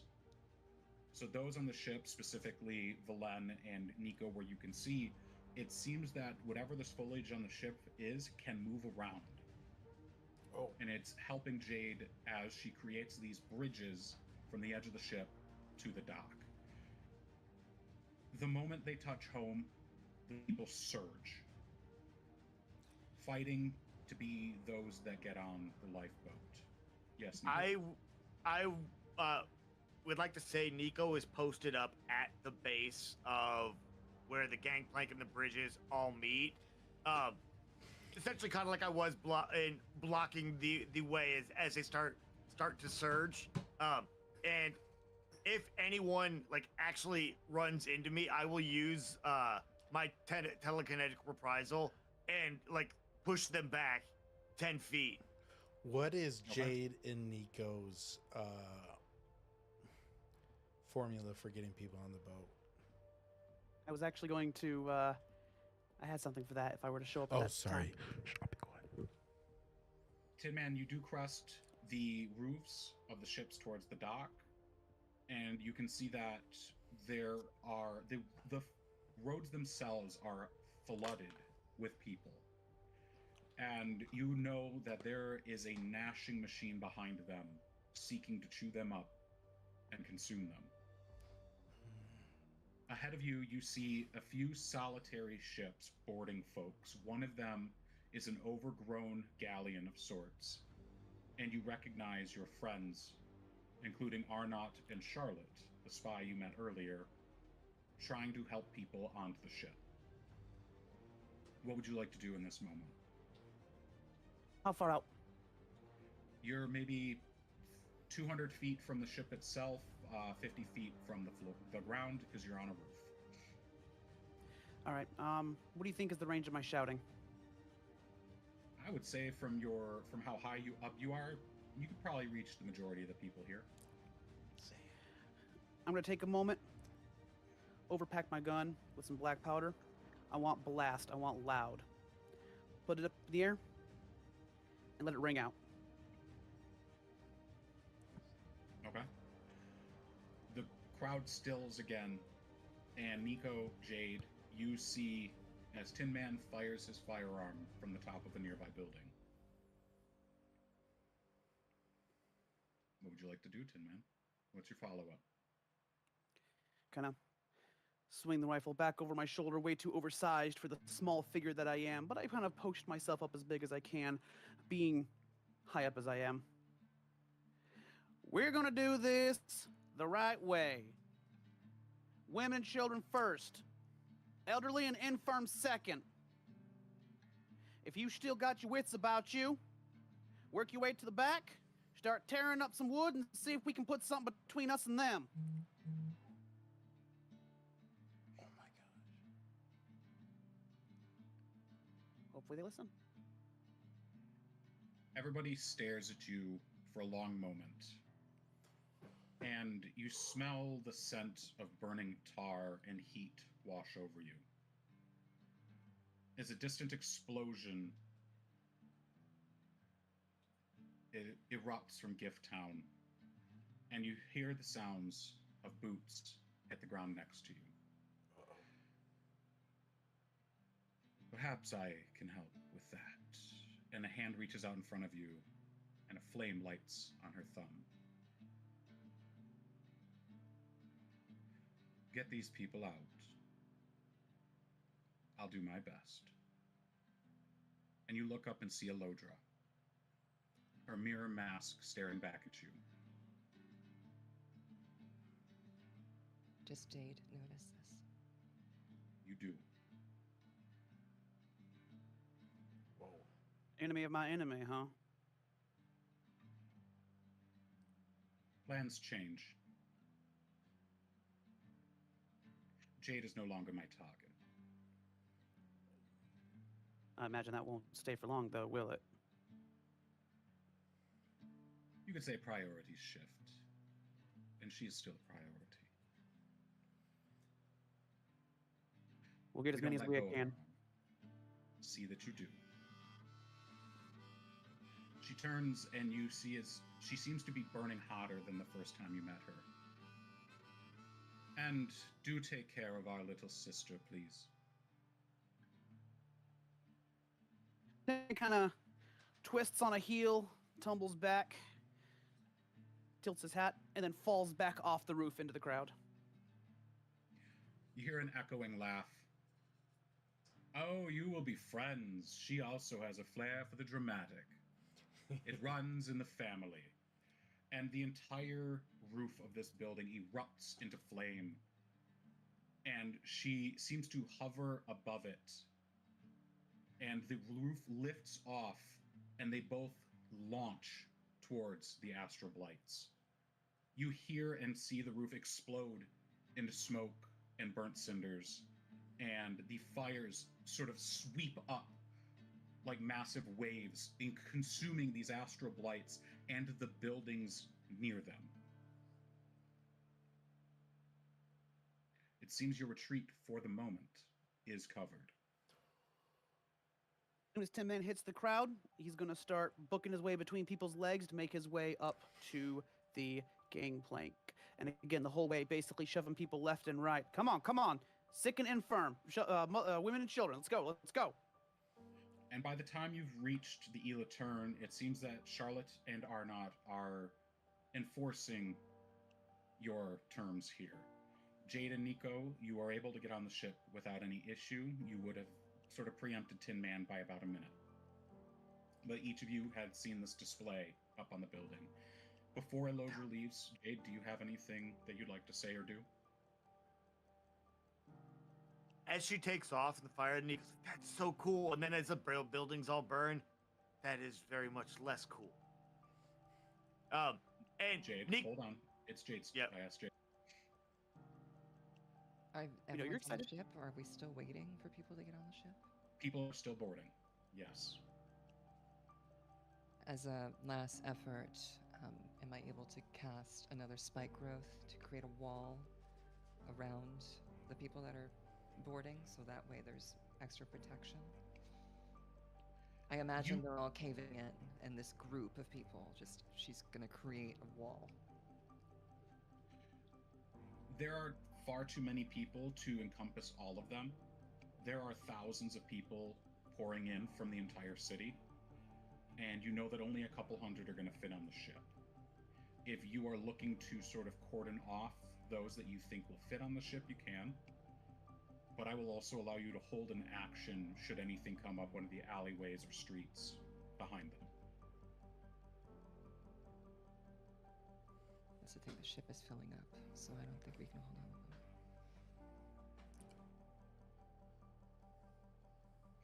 them. Jade, get on the ship. I'll hold the entrance. We'll give Tin Man about another minute. And then we leave. That seems fair. As you say that, Tin Man totters up next to you. Please tell me Valen's already boarding in the jammer. We are ready. We are good to go, sir. Let's, What about Zara? Anybody seen heads or tails of the Bugman? He's here. All right. He kind of looks behind him. Let's get as many folks on here as we can, shoulder to shoulder, butts to nuts. I don't care. We can't hold all of them. It's gonna just overflow. We're gonna have to make a cut point eventually. Are they where they're? Are they still surging towards the ship? Like, are we actively having to hold them back, or is it somewhat orderly where we are? It's become orderly now that Tin Man has said his piece, and the people in front no longer feel pressed, what with Elodra covering them. Can Okay, I... Go ahead.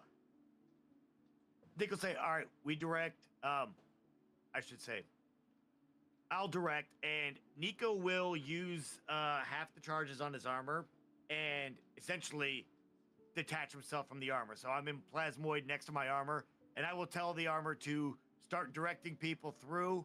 When it receives the stop command, it will close off, basically close off, and I'll deconstitute the armor.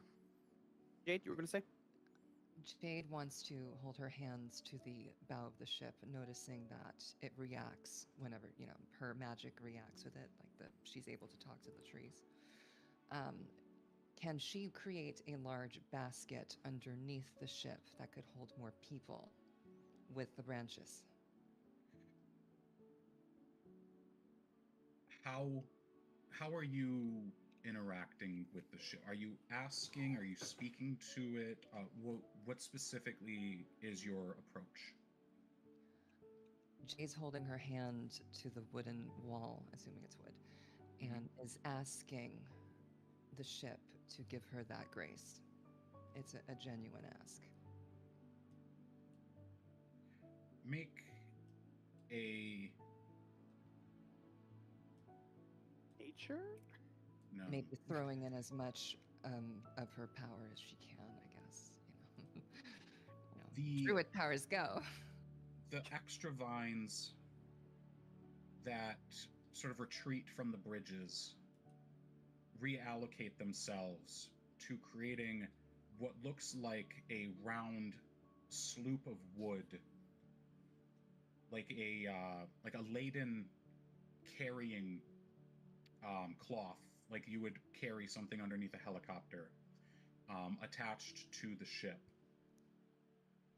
It seems to be, as it finishes weaving these together and creating this bag or this carrying net, as it were,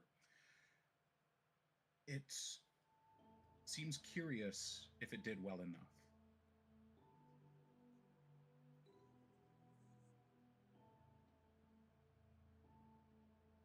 approving. Jake gets approval. It pulls back its connection, and the ship shifts upwards, breaking the branches and reforming them to lead into this sort of catch underneath the ship. People begin streaming on, and Valen, an immense pressure washes over you. A voice touches and rocks the ship in your mind, and you hear sobbing. No. The pressure gets closer, and it seems to be coming from the far end of Brawl. And your wife's voice reaches your ears, calling for you. Oh no. The rest of you on the top of the ship, you hear a voice call out to you. You look like you could use a hand. And the Galatine swoops in to the berth next to you. You can see Mert and Tarto on top, and they get the gangplank out and start getting people on the ship. While it doesn't seem that the Galatine itself will be able to carry that many people, it can absolutely carry almost 3 times what your ship can. We've got the Nautiloid on the way in as well. Oh my gosh. As I feel this, I feel like a rush of relief over me as I can feel all the souls connected to the ship feel the relief as they see the 2 other ships come in. And that relief is palpable, Valen, and it strikes you like a wave. And for the second time in as many months, hope blossoms in your heart.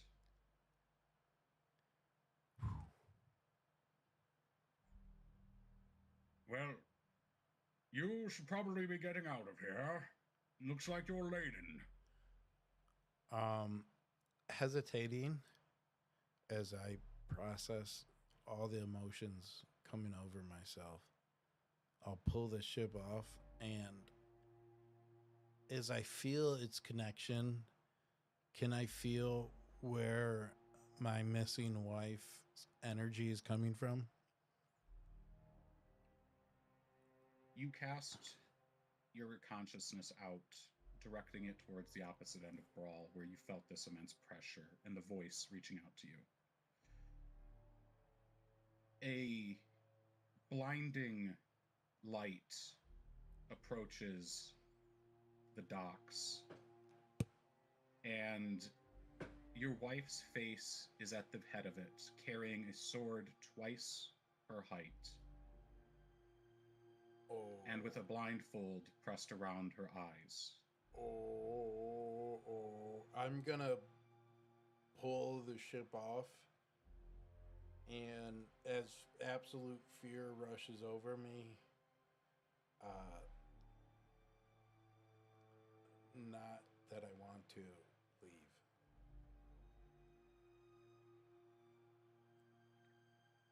Tin Man, as the ship lifts and begins to move away from the dock, among the throng of people still there, jeering and screaming for help, many of them men, you see the orange eyes and the ivory teeth of Billows.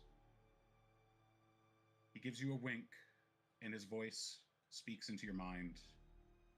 Don't look over your shoulder, Tin Man. He lifts a hand and snaps. And Valen, you feel the ship pulled into a portal. And I think that's where we'll end the session. Oh my gosh. Yo. That's deep. That's heavy, guys. I gotta put the glasses on for that one. That was deep. Mark, thanks so much for this great episode. We got a lot to decompress there. Hey, big shout out to everyone that tuned in tonight. thank you for tuning in, whether it's on YouTube or Twitch. You make this whole thing happen. Big shout out to Adams Family Gaming. Go check out their store on etsy.com/shop/Adams with a Z Family Gaming. They have all our club merch there. We have we're gonna be back soon. Man, Mark, take us away. I got no words. Well, thank you everyone for being here. Everything Matt said and more. Yeah, sorry. Don't forget to wash your dice, and in a couple of weeks, we'll see you in the stars.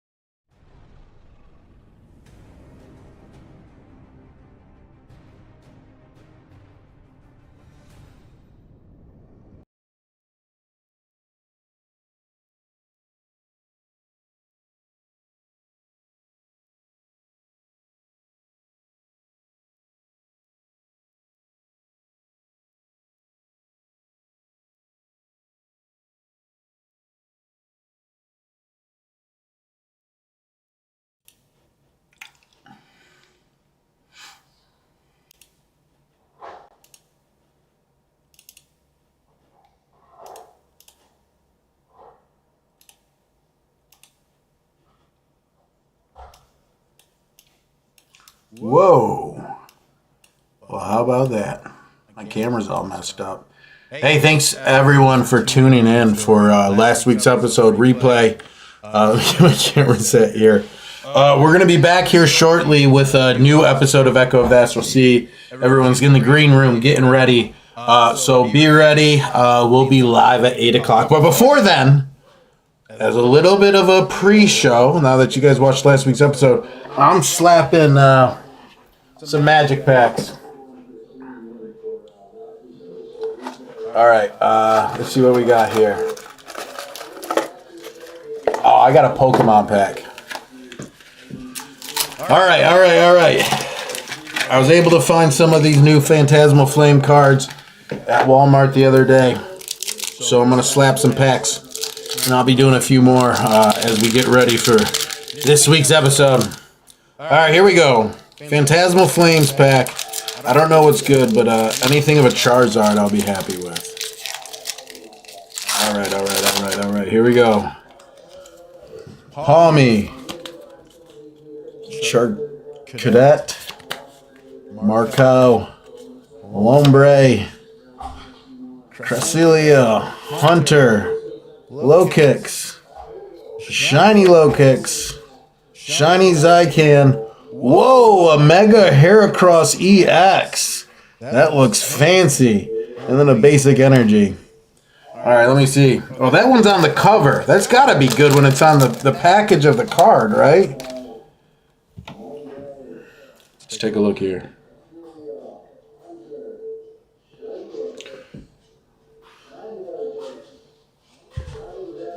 Mega Heracross EX. That's a $4 card. That almost pays for the pack. She's getting PSA graded. Hey guys, we got a great episode coming up here for you tonight. I'll be back, 10-15 minutes or so. We'll slap another pack of cards. Maybe it'll be Pokemon. Maybe it will be Magic. I don't know. Put it in chat. Let me know what you want me to open next. I got plenty of packs I can slap. And I'll see you guys soon.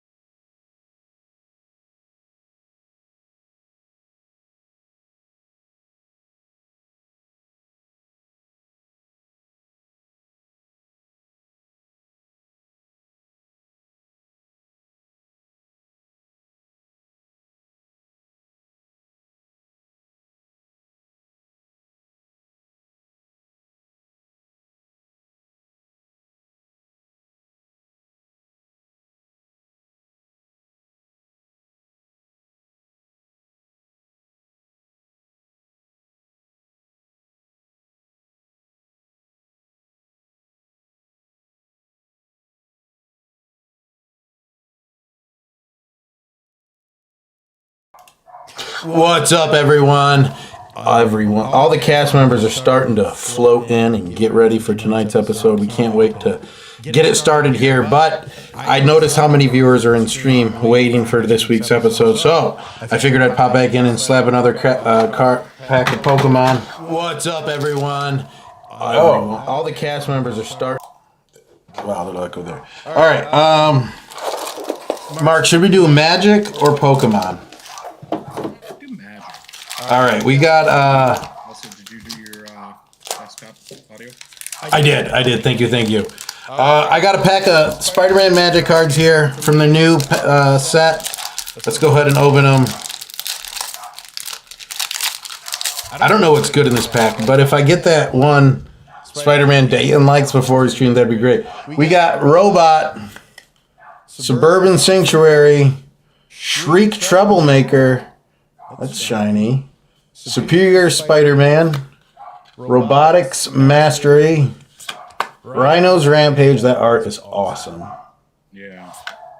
Aunt May, aw, too bad she's probably gonna get exploded by a Green Goblin grenade shortly after that meal. We got Morbius, the living vampire. It's Morbin time. Wow. Somehow that one picture is better than the whole movie. Bagel and Schmear. Venom Evil Unleashed. That's some dope art. Legendary creature, symbiote villain. Wow, that's awesome. We got a Whoosh. Spider Islanders. Wow, that's horrifyingly disgusting. It looks like the stuff Dayton made us fight this week. City Pigeon. Grow extra arms. That'd be awesome. It'd be so efficient. News Helicopter. Robot.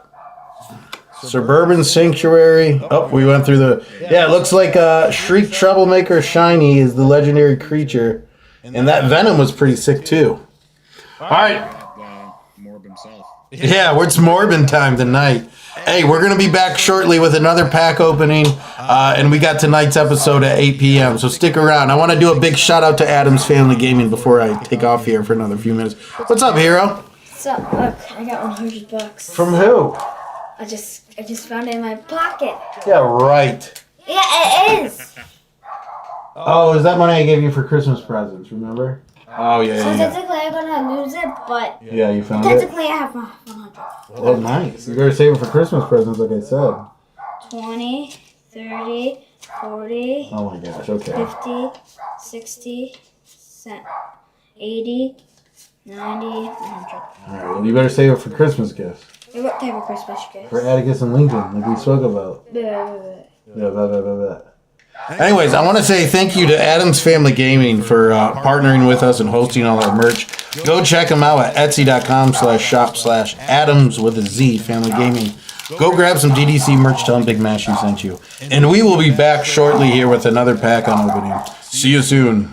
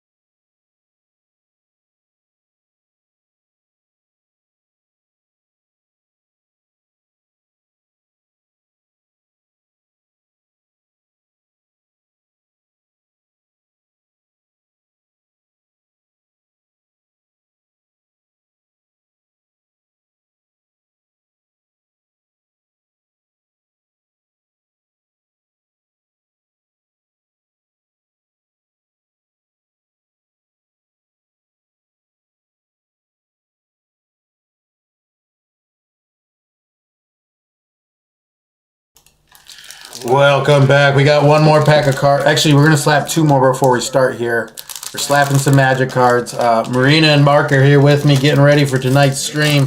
They're trying to convince me to build a deck and not just waste my money on collecting cards. So it's happening, guys. It's happening. All right. I can't open this one. I think they seal the best cards really good.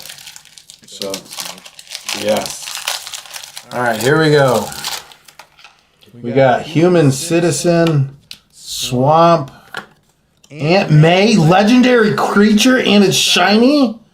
Yo, I'd rock that. Spider-Verse, Green Goblin Revenant, Daily Bugle Building, pictures of Spider-Man, Hog, Hot Dog card. See, I got Hog. All these Hog cards stuck in my mind. Venomized Cat. Wow, that's amazing. I would absolutely adopt that thing. Actually, I think I did adopt it. That's literally my puppy.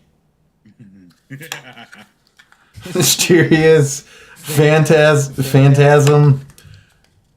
Spider-Gwen, Free Spirit, Risky Research, Spider Manifestation, Web Up, Guy in the Chair, and that's it. Actually, I saw a Reels video about how someone lost faith in Magic the card game because of Guy in the Chair, and how far the Magic has lost from the cards.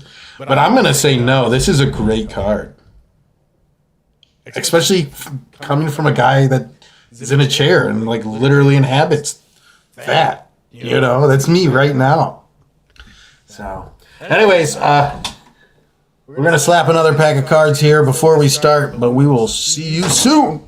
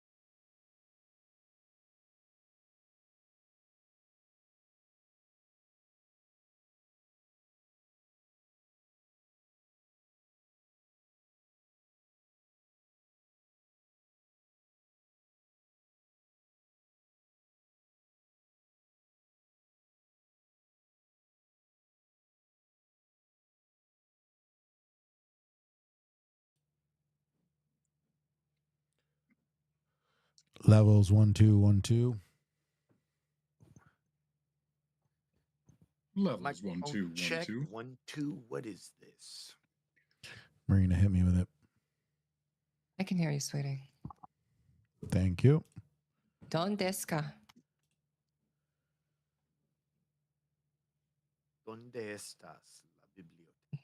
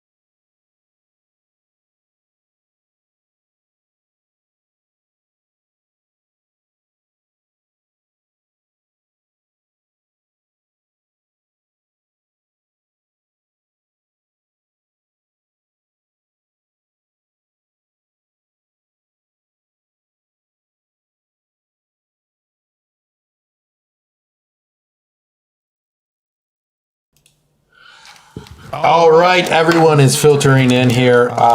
We got one more pack of cards to open here. It's the Scarlet Violet pack from the Pokemon side. I think this was like 2 or 3 ago. I don't know.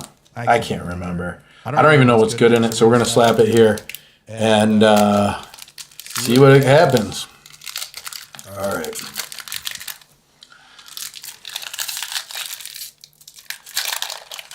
I don't know what's good in Pokemon anymore, but if I see a Charizard, I'll be happy. Here we go.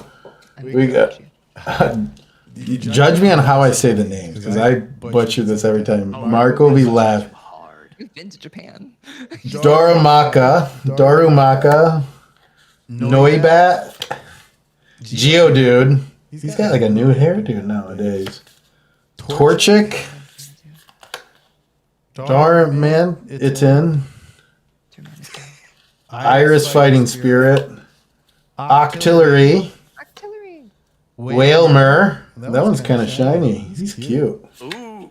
Iris Fighting Spirit, shiny. Ludicolo, shiny. No EX cards. Wah, wah. All right, guys, we're going to be live here in 13 minutes. So stick around. We got a great episode, and I can't wait for you guys all to see it. So see you soon.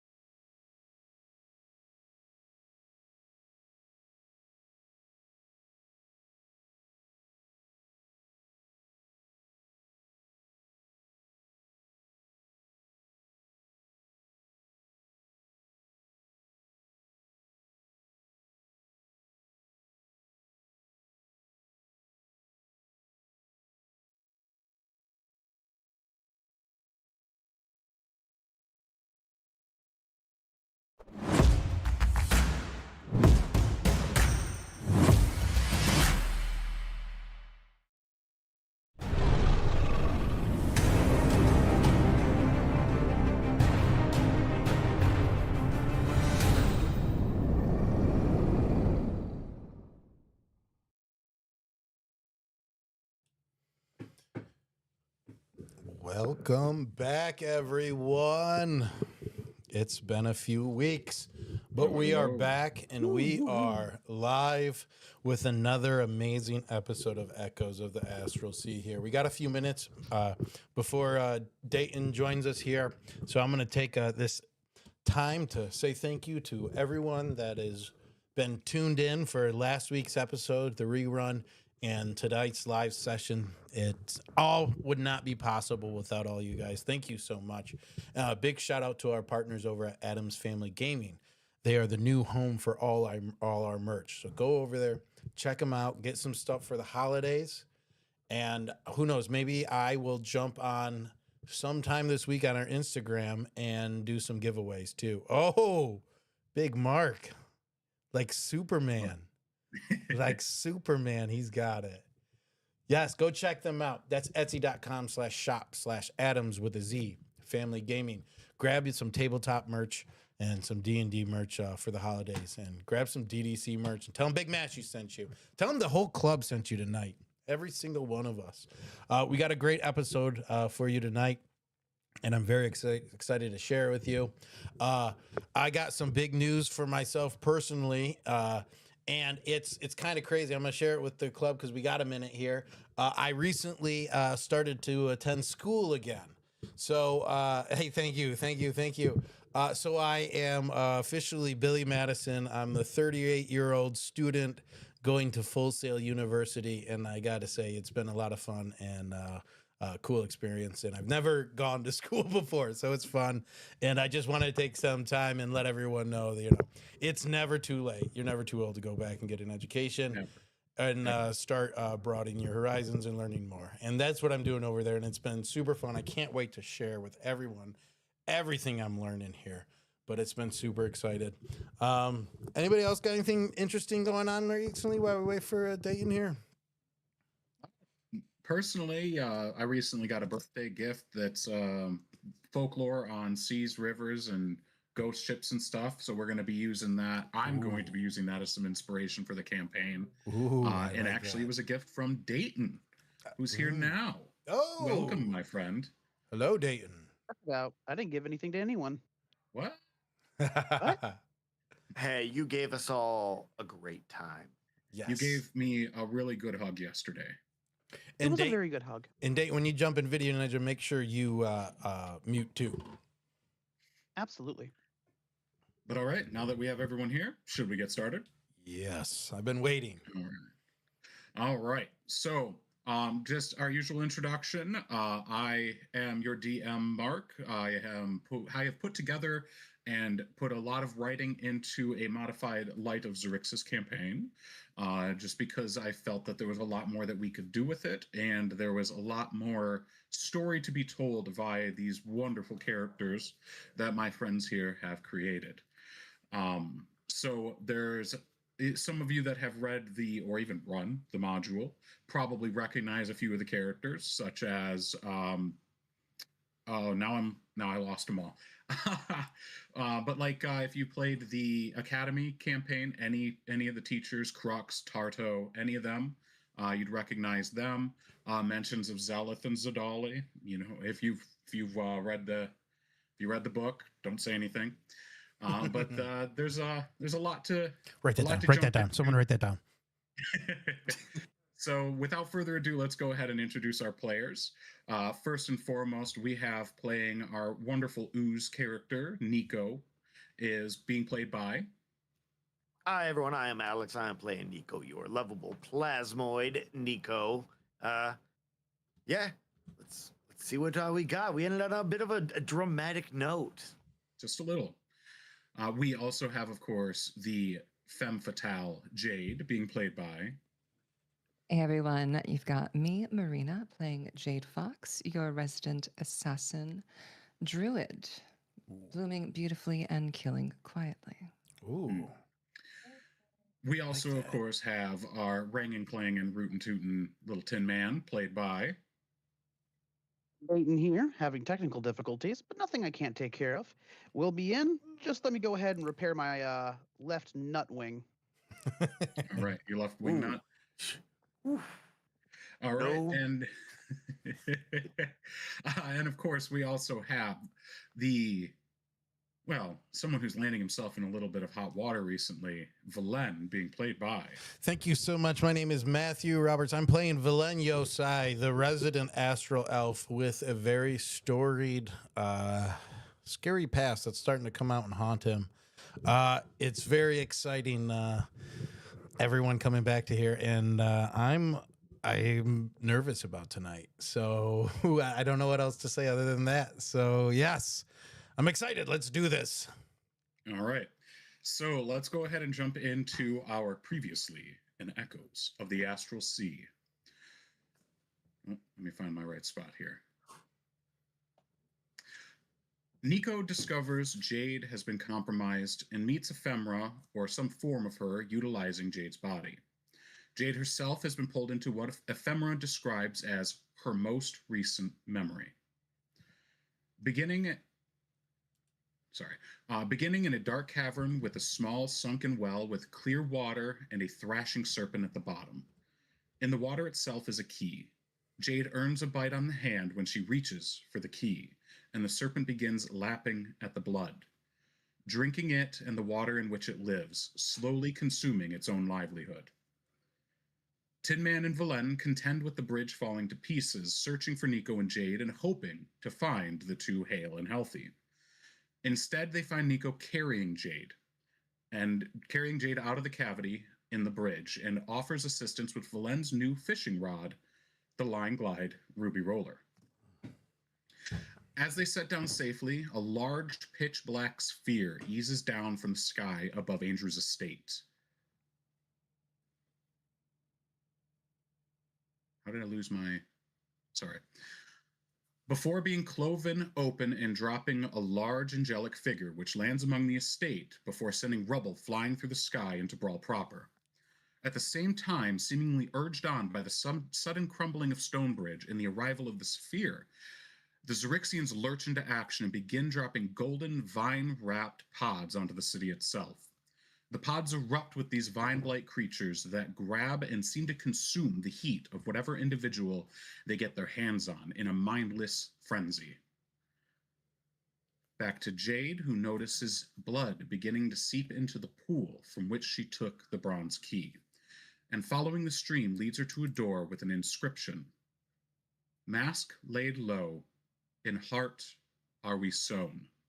Speak truth, give lie, take life or die. Give name to your master, lest your tears drown you faster. And with the Roman numeral for 5 gouged into the stone door by a different hand. Jade answered Magdalena, which was met by a distant laugh before the door eases open into a ballroom. Guests dance in floral gowns, each looking like a carefully chosen bloom placed delicately within a bouquet. On the other side of this room is Ephemera in some primordial humanoid form, sat upon a throne of thorns. She stands to address her guests, and in Jade's ear, Ephemera implores her to watch, as a dark figure drops silently behind the standing queen, and a blade erupts from Ephemera. As she unravels, a younger Magdalena stands behind the fallen queen. She reaches down and retrieves a seed coated in thorns and turns to meet Jade's eyes. Jade lapses a moment and drops her gaze, something Ephemera gently chides her for, before helping Jade raise her chin in defiance. Jade is then pulled from the memory and finds herself with Nico and Velen quickly making their way from the bridge. Tin Man urges Nico to take Velen and Jade to the Ela Turn before turning and going to collect the Stargrazer, where he meets old Billows waiting for him. Billows admits that this was a test to see if Tin Man was reliable. Judging by what Billows saw, Tin Man was on track to successfully completing the job through a show of competence and skill. Andrew perished, and at the end of the day, as Billows states, that's what matters. Hoyden tells Tin Man that he'll have his cover and warns Tin Man, don't look for the devil on your shoulder. He knows when you're looking for him. Before disappearing in his customary way. Tin Man hits the rooftops to meet the rest of the party at the docks. As Nico, Valen, and Jade arrive at the docks, they can see many of the ships that were here already gone or leaving. Thousands of scared, helpless folks swarm the docks, searching for passage away from this place and the encroaching horrors of these attacks. Utilizing some shock tactics, Valen gets attention and calms the crowd, while Nico and Jade link up with Arnott and Charlotte to get as many people as possible on the E-Return. Up to and including a vine bridge, which the ship itself seems to assist with, and a sort of net underneath the berth of the ship to carry as many as possible.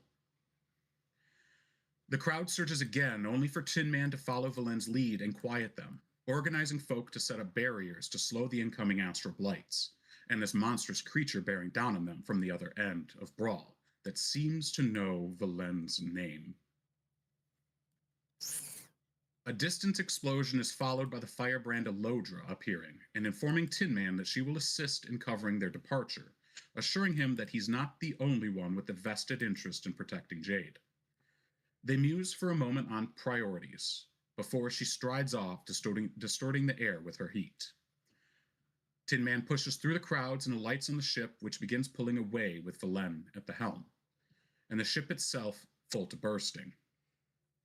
A familiar voice calls out, "Mert, on the Galatine," with Tarto in the Nautiloid not far behind, each able to save a slight more souls, though far from the entire population of Brawl. Tin Man notices Billows in the crowd, who, true to his word, offers them their free escape. No extra eyes and no one able to follow. With a snap, a portal opens in front of the E-Return. Feeling the ethereal tug of the portal, Valen settles into the jammer. On the deck, Zar, Arnott, Charlotte, Nico, Tin Man, and Jade watch the somber faces of the recently damned stare back at them in a wall of anger, disgust, despair, and desperation. As the hurricane of destruction sweeps through the city, closing in on the docks. Before we jump into it, I would like to address inspiration. Oh my gosh. In a series first, not through any fault of my players, specifically for keeping the party moving in a moment where Tin Man had to break away and both Valen and Jade were in a compromised state, I would like to give Nico inspiration for keeping them together. Thank you.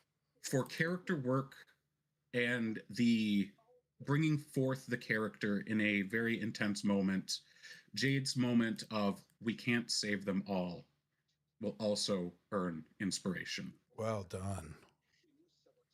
So you each have that inspiration for this session.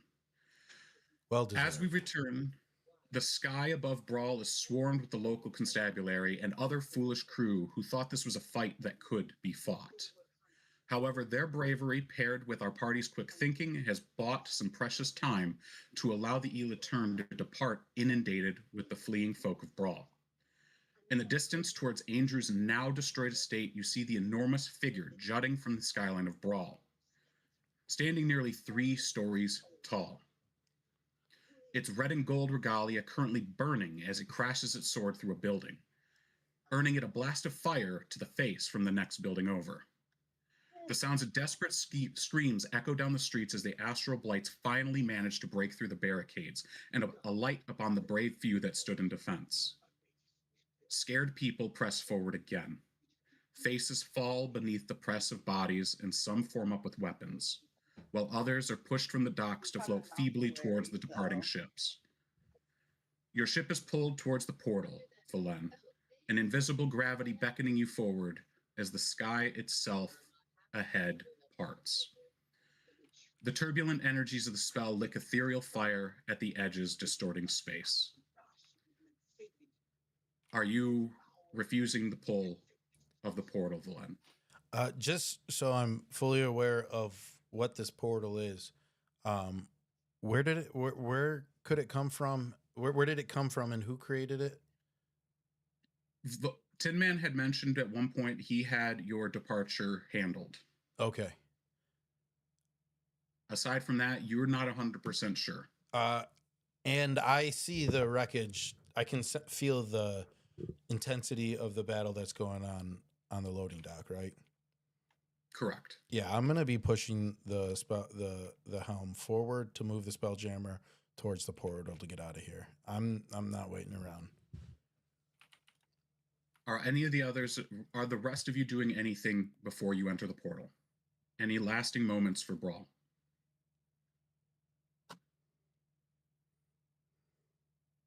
All right.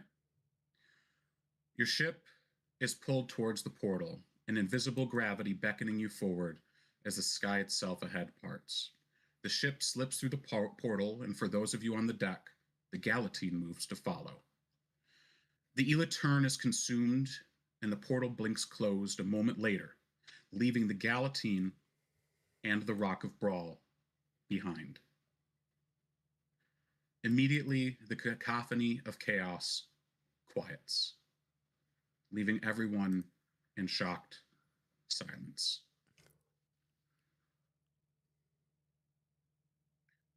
It only takes a few moments for those gathered on the ship to begin breaking down as wailing and understanding seems to settle on the gathered folk.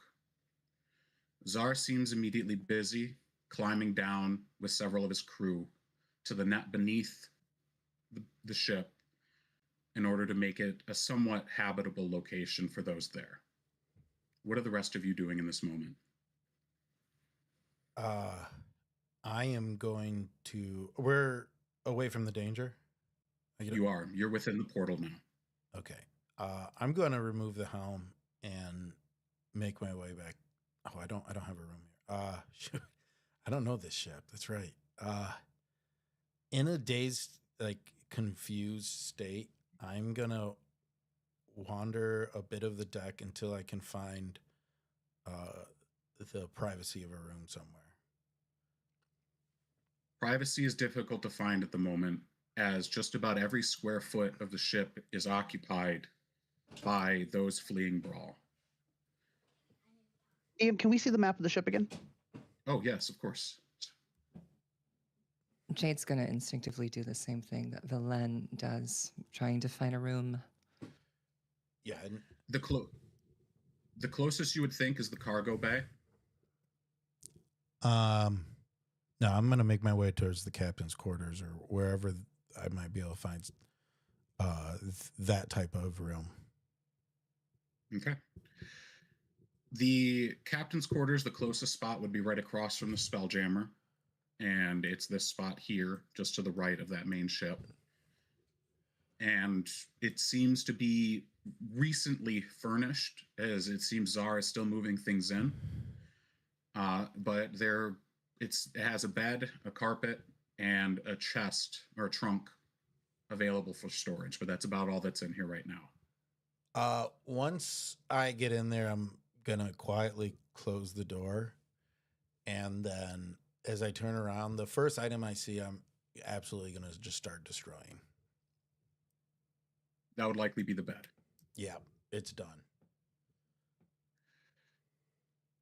So Jade, go ahead, Velen. Yeah, I was just gonna I'll use basically an unarmored attack, kick the bed and flip it. All right. The bed, it flips, and you're a little in your feelings at the moment, as it were. You hear trumpets echo in the distance. Jade, seeing you look around and a little lost, Charlotte appears at your side and gently grabs you by the elbow. Everything downstairs is busy. People everywhere. Your best spot would be up.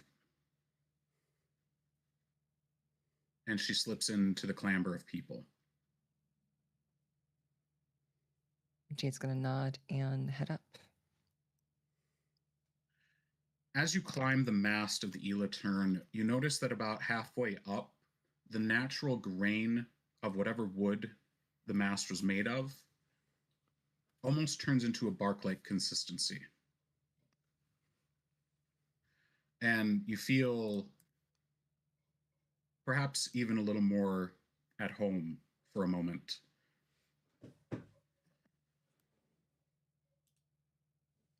Is there a crow's nest at the top? There is. Okay. Jade's going to eye that crow's nest. And you reach the crow's nest to find there is no one else here. And there seems to actually be many of the nettles and sort of vine-like plants of the ship have nested quite literally here. There seems to be a small nest of greenery up here. Oh, Jade feels right at home. She's going to collect some seeds and flowers to kind of like tend to them, you know. She's also kind of going to notice that her hair has elongated past like her knees. Mhm.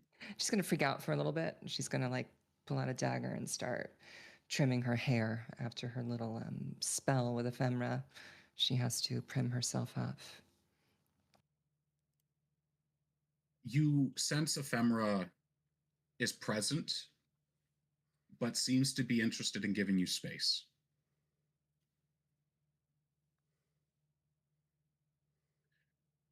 Tinman and Nico, you are pressed around as folk try to find any open space on the ship. What are the two of you doing in this moment?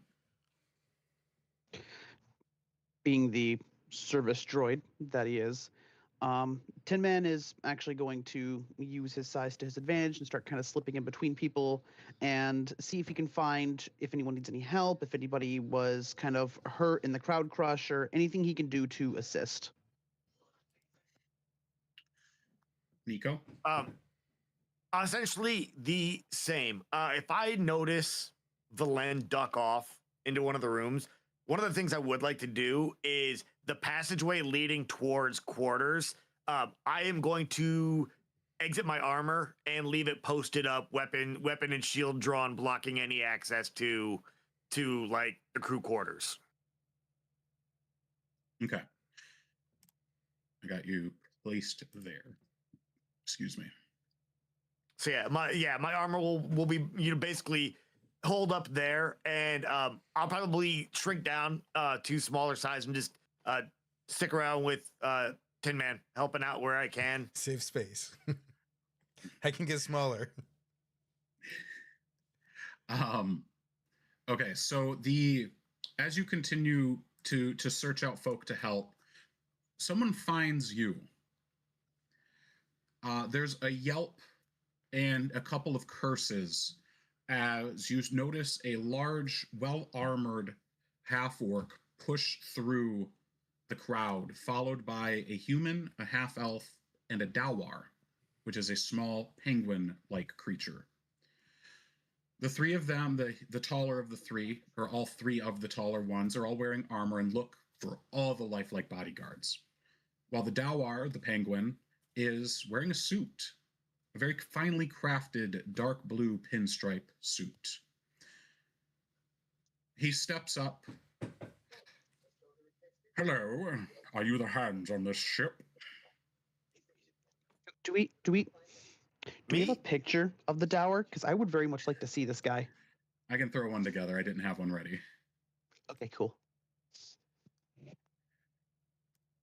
Are you the hands on this ship? I would very much like your assistance. Tin Man's gonna kind of look over at Nico. Well, I suppose the closest thing you're gonna get. I mean, this is our ship. Good. I have a negotiation. Okay, what? Where is your captain? That hasn't been decided yet. Perfect. Then I will be taking control of this vessel. Okay, but see, that was also not decided. That remains to be seen.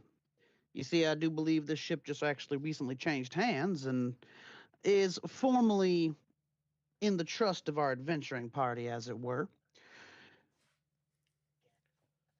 Who actually manages the role of captain is yet to be determined, but I do assure you ownership is well in place. May I ask What why do you you are say? so interested?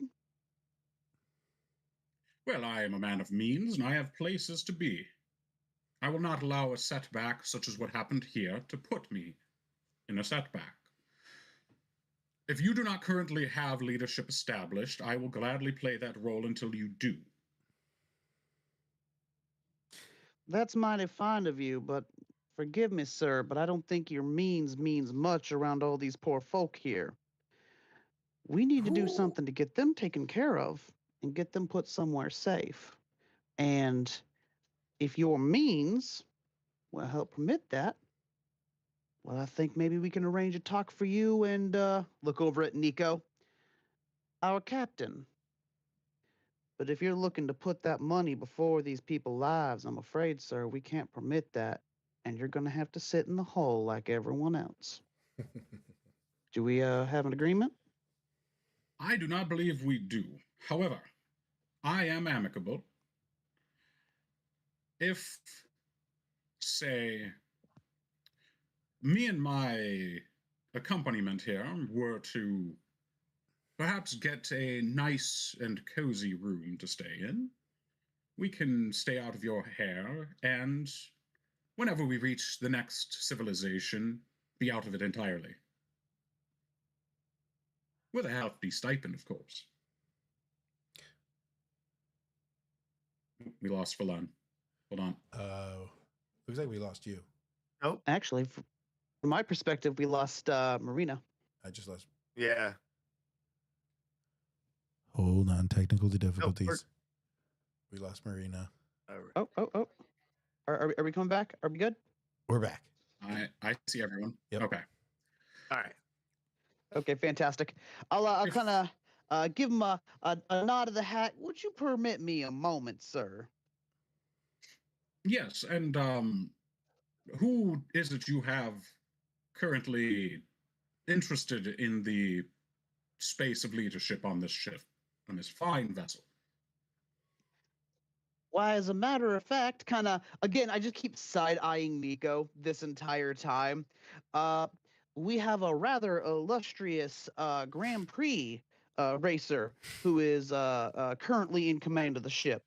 Whether or not he will be continuing that position is entirely to his discretion.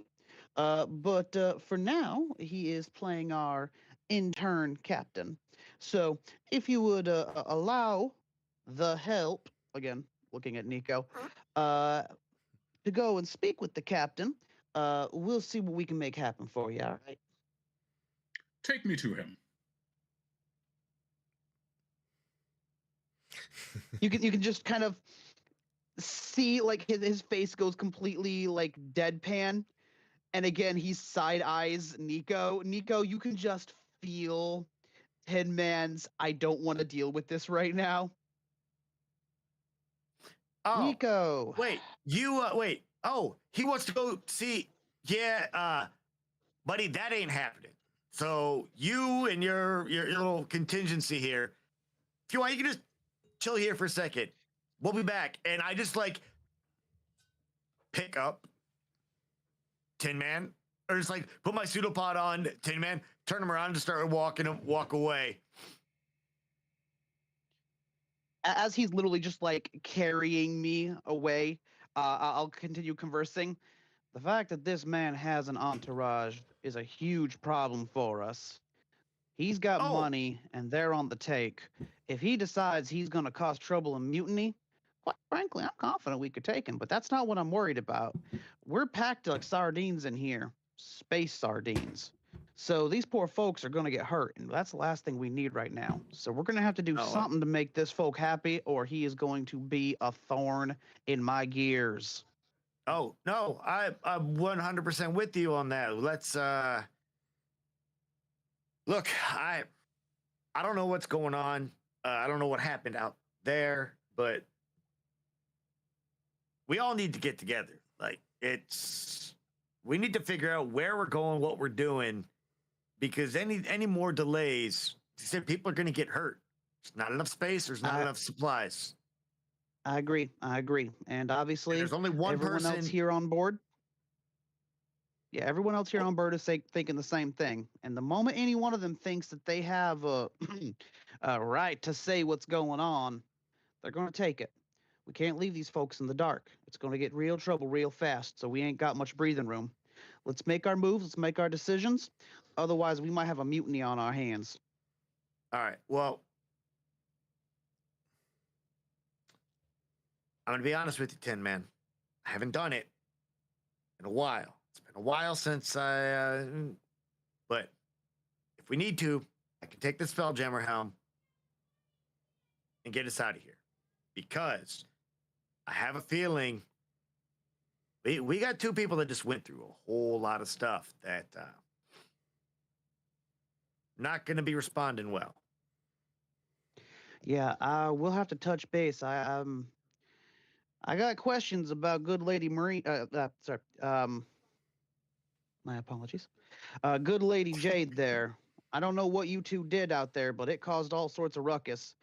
But I'll tell you right now, that wasn't if us. any more craziness comes out of Valen's mouth, for once, I think we might start wanting to believe him. Look, I'm a little worried. I don't know what we're getting into. It's at this point, if I'd have known it was this hot, I'd like to note really quick that as you are this part of your conversation, Valen, you can hear them through the door as they go below decks. Carry on, Nico. Look, I don't know what we're getting into. I had a friend ask me to help you guys out. I was down for the adventure. Now, what are we getting into? But I will tell you this. We are getting into it. Whatever it is, I'm in 100%. Let's go. Because... Well, I got to say, I wasn't expecting that to be your immediate answer. Oh, things are getting heavy, but I'm into it. Nico, you surprise me every day, I'll be honest. And while I got to say, Orvis to be proud, but we need to temper our expectations here. I do agree with you, though. We may be out a couple of crewmates here. Our illustrious captain may not be in a position to remain captain. And like I said, if someone down there thinks that they sniff weakness and that they're in a position to take command, they're going to take advantage of that. So, let's see what we can do. Let's straighten them out, dust them off, and if we need to put them to bed, we'll put them to bed with some nice milk and cookies while we're at it. But we need to come up with a plan fast. Now, let's go see where our captain and scout are, and let's see what kind of condition they're in, all right?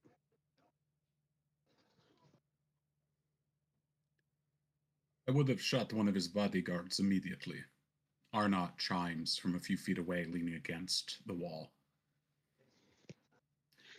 The man kind of tips his hat. You and me both. But we can't be letting no folks get hurt in the crossfire. Shoot up. See, he's just lucky I left my armor here.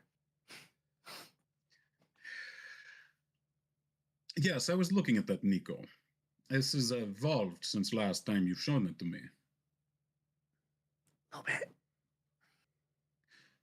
I will need to ask you about the mechanism of this soon. If you are looking for Valen, however, he is in the captain's quarters. Did you see our fox slip away to anywhere? No, I have not. She has not come below decks. I've been keeping a close eye. All right, well, I'd say there ain't too many places she could hide, but Tin Man kind There's a of million places she could hide. takes a moment, kind of scuffs his tin boots, his brass boots on the wood of the deck there. I get the feeling this ship's got a lot hidden.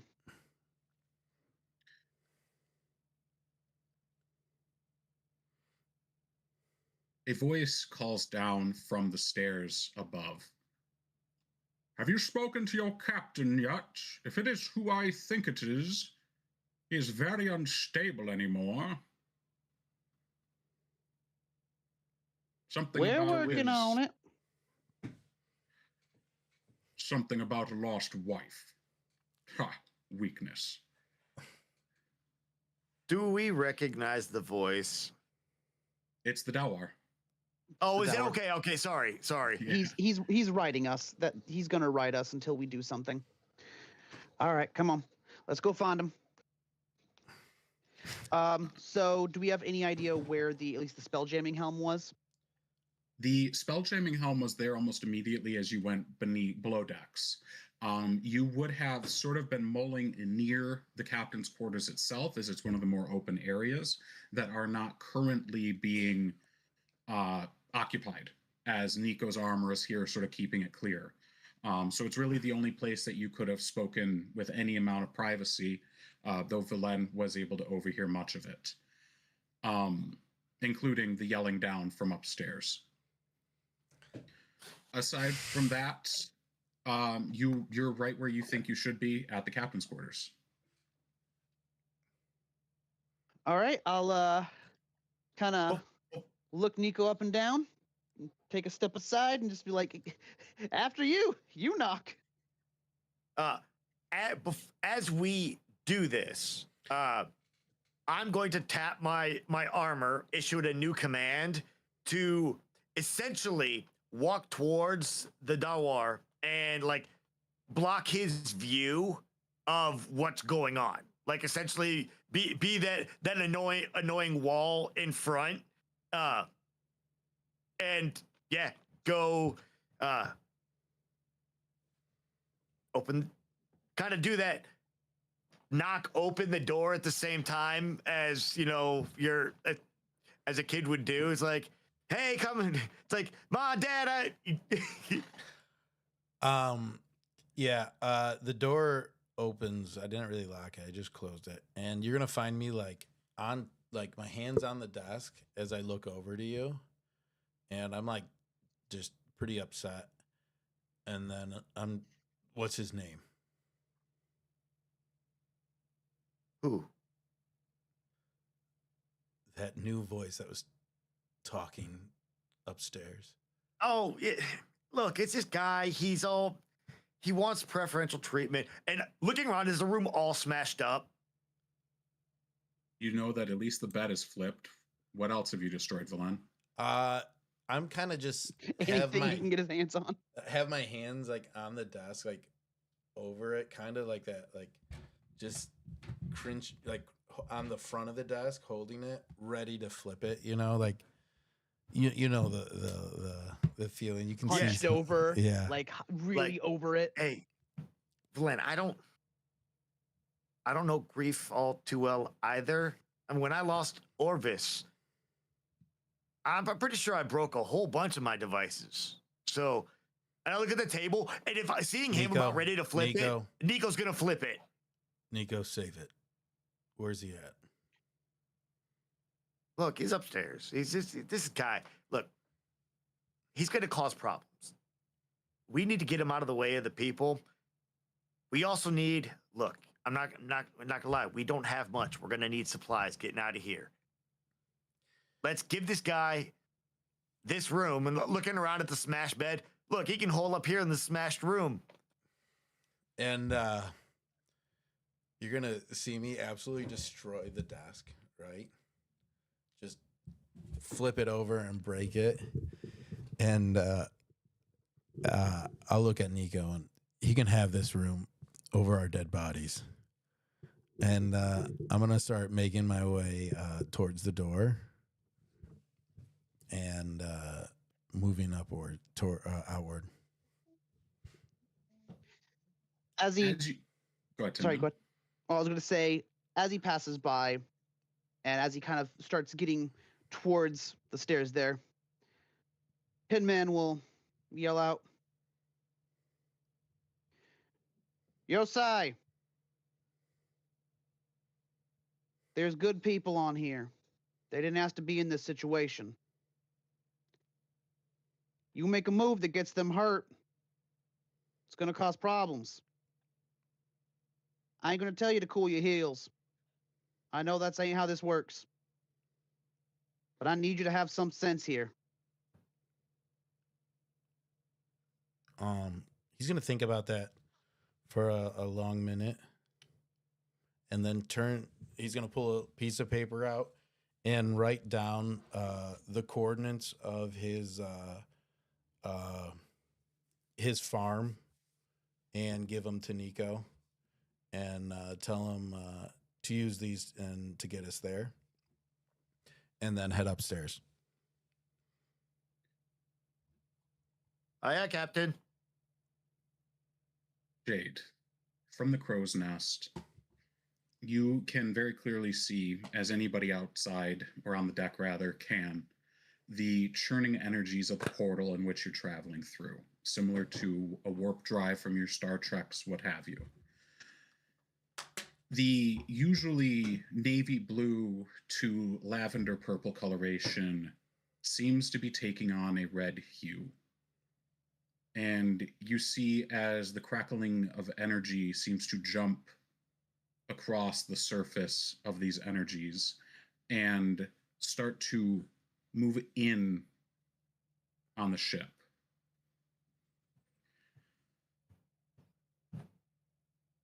Valen, as you crest the stairs, you see a small creature in a suit looking up at three folk wearing almost identical gear. They are mid-guffaw as the Dawar looks at them and then looks over his shoulder. Ta! There he is, the widower himself. What are you doing these days, champion? Better than you. What are you doing on my ship? A refugee like any other, seeking passage. Really? Seems like you're starting trouble more than seeking passage. I'm seeking to end the trouble. And you can do that. Well, it seems I have a contender for captain, but I'm sure that I would do better than you. You didn't even have a ship to leave. So what exactly are you bringing to the table here that you think you're going to do better than me? What's up your sleeve that you think I don't have? Well, first and foremost, stability of the emotional kind. And you'll see like Valen kind of like grit his teeth a little bit and his fists a little bit, but kind of bite his tongue. Still doesn't answer what you have that these people need. You have no plan. You're just money bags. And how is that going to help anyone out here? And then I'll take a step closer. Well, it buys me friends and people on which I can rely. And I'll turn around and I'll look out over the crowd of people and I'll kind of yell like, does anybody know this guy? Is he anyone's friend? Make a quick performance. Make it an intimidation check. Come on. Let's go. That's what There I'm we talking go. about. That's a nat 20. I mean, it's a critical success yes. on a you're right. negative I one. I had to pull up It's the an roll 19. there. The folk around you don't seem to respond. They look up as there is something going on, but most of them cow away, seeing that there may potentially be some sort of a conflict here. You could see folks in the back sort of pushing each other, like whispering to each other, like, let's get down below decks, like, let's get out of here before something happens. And as the Dawar looks around and sees the people sort of leaving, he deflates a little, and you notice his beak pins up and an anger in his eyes. Well,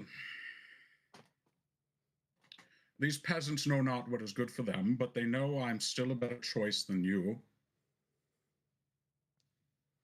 Who's on the jammer now? It certainly isn't you. My trusted number 2. You may have met him. And then I'll kind of look back at the armor behind me. Well, I guess better a widower then. Watch your tongue. And I have to tell you, where we're going, you're not invited. So if you don't watch it very closely, you're going to find yourself off this ship very quickly. I'm starting to think that we should shed you from the ship.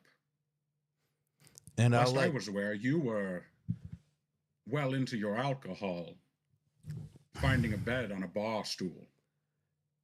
Some may say that, or that might just be slander that the Navy puts out. What I can tell Nobody you, though, trusts you're these not welcome Rexians. here any longer. He whistles, and his bodyguards step between him and you. Then do something about it, Valen. You wouldn't want to disappoint your family. And I'm going to give in to the temptation and push through the two bodyguards and try to hem him up. Not like anything like I didn't pull a weapon or anything. And once I get a hold of him, I'll be like, I got more important things to deal with than you. And then like let him go and then turn around and leave him there. He yells after, like, as he's fixing his tie, like finding your dead wife. Can Jade hear all this? Oh, yes. And Okay. Jade wants to descend from her crow's nest, poison ivy style, like a vine. as he says that, coming I'll pull out my laser pistol and draw it down right on him and aim it right at him in the kind of like a standoff type deal. Say it again. Whatever you're gonna do, Jade, do it. I'm working. Go ahead, Jade. So as Jade descends, seeing the conflict here, Jade's going to cast Charm Person on, what's his name? The guy that's causing the ruckus? You haven't gotten his name, but he is the Dawar so far. The Dawar. Penguin Man. Penguin, of course, Penguin Yes, Man. the penguin, yes. We've got Jade being Poison Ivy here. So as she descends, she'll see what's going on here and say, "Be still, petal. Let the bloom soften your mind. Flos animum. Hush." And I cast Charm Person on Gentleman. All right. That's, I presume that's a charisma Wisdom save. I think it's Wisdom. a wisdom saving throw. Give me a second here to pull it up.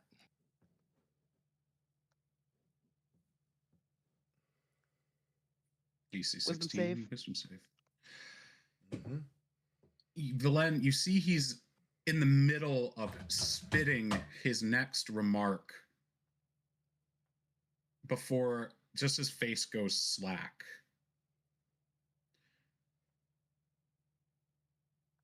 The Dawar is charmed. Valen, the trumpets sound louder as you notice the energy of your gun sort of letting off a red haze. And it's now that you notice that the energies of the warp around you have turned into a malicious crimson. And you hear the echoing cackle of a voice you heard on the Beholder homeworld. Come on. Well. Come on. The entire ship shakes. I'll aim down more and I say, "What did you do?" He stands there slack-jawed. Yeah, Jade's gonna stand in front of him, so Valen would be pointing the gun at her. And she's just surrounded by this purple haze of jasmine and oleander, just very floral scent. Purple haze. Purple She'll just look over at haze. Valen and slowly steady his gun down. And she'll wink at him. Ready all battle stations immediately. We're not done with this, Mr. Penguin. and I'm going to head back to the helm. And as I do, the like laughing like stumbles me as I start to become a little like irritated and irate with having heard it again. Now I'm going to ask an important question here. Did anybody else hear that? Yes. Everyone. Okay, yeah. Tin Man is already in full alert mode. He Okay. is scouting out to try to find the source. If with Nico piloting the ship, what do I hear and feel? Because I'm, in essence, connected to the astral sea. So as the current jammer, you do have a sense of the ship itself. The main sense you get is the oppression of something that seems to have taken control of the energies of this warp and are compressing it on the ship as you travel. Aside from that, you see two flares of this same energy from the front of the ship and the far back of the ship. And you feel as both the front and back of the ship are beginning to be squeezed.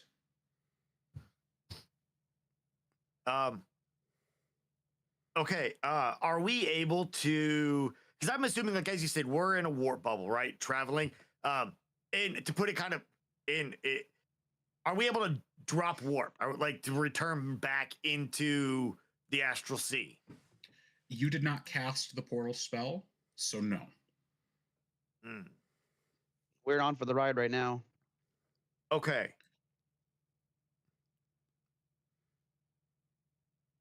Mentally, actually, because the ship is traveling on its own, correct? Like if we're in the middle of the portal, right? Correct. Valen was able to leave the jammer, and it continued moving. Okay. Feeling the compression, I will announce through the ship towards, up to Valentin in Tin Man and area and be like, hey, I don't know what is going on, but we are actually, the ship is being squeezed. Up on deck. Let's see what's going on.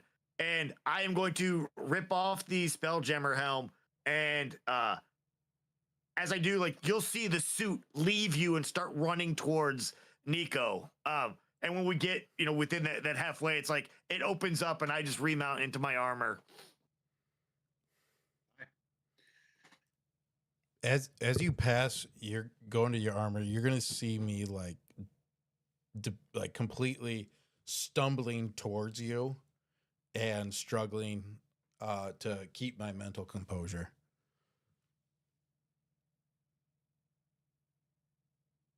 Okay. I'm going to look at this. I'm going to look at Valen, put a hand on him, and I'm going to cast Heroism. It's a level 1 spell.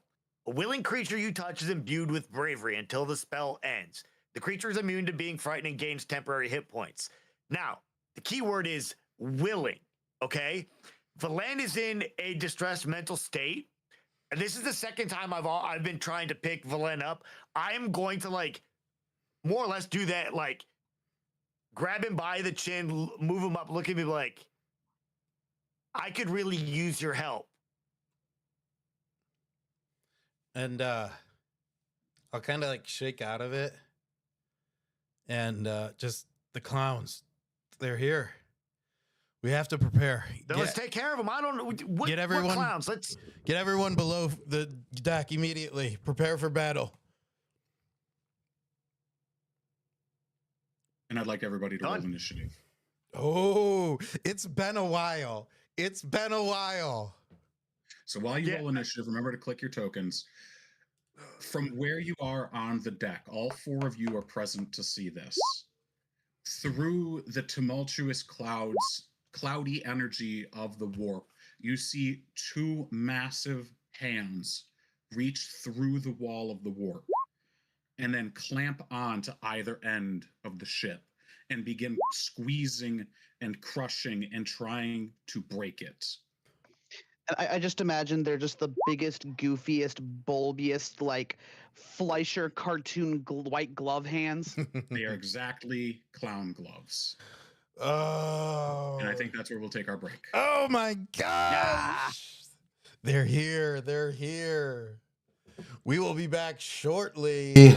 I want to thank everyone who's tuned in tonight for another great episode. Thank you so much. This is so much fun. I'm so glad we're back. I want to do a big shout out to all of our partners in this. Mythical Meats for giving us all the amazing snacks at our tables. I want to do a big shout out to Adams Family Gaming. That's etsy.com/shop/Adams with a Z Family Gaming. You're going to find all your tabletop merch, all your class merch there, all your race merch there, whatever you want, you'll be able to get there. And they're hosting all our DDC merch, so go there, buy some for the holidays. And somewhere on Instagram this week, I'm going to do a giveaway. I haven't figured out what it's going to be. There's going to be a post and a giveaway to get some merch from them for the holidays. I'm super excited. Big shout out to Eldritch Foundry for making all our minis. Big shout out to Only Games for supplying all these monthly subs that we get in the boxes that we've been able to open. Big shout out to D&D Adventure Club for supplying some of the written material for our other projects we're working on, like Table and Tales. And if you like the content, like, follow, share, subscribe, hit that notification button. We have new content on our Instagram with a new series called Learn to Play Dungeon School. There's 8 episodes out right now. I release them Monday through Friday. So if you ever wanted to learn to play D&D, go check it out. It's me in 1-minute videos explaining everything you want to know. And it's fun. I love making them. So check them out. Share them, like them, send them to a friend. Anyone that's ever been interested in playing, give them a gander. Hey, I got to use the restroom. We're going to be back shortly with the last part of this episode. I'm so excited. Boy, the clowns are here. And I'm not talking about me, but we're about to find out here soon. We'll be back.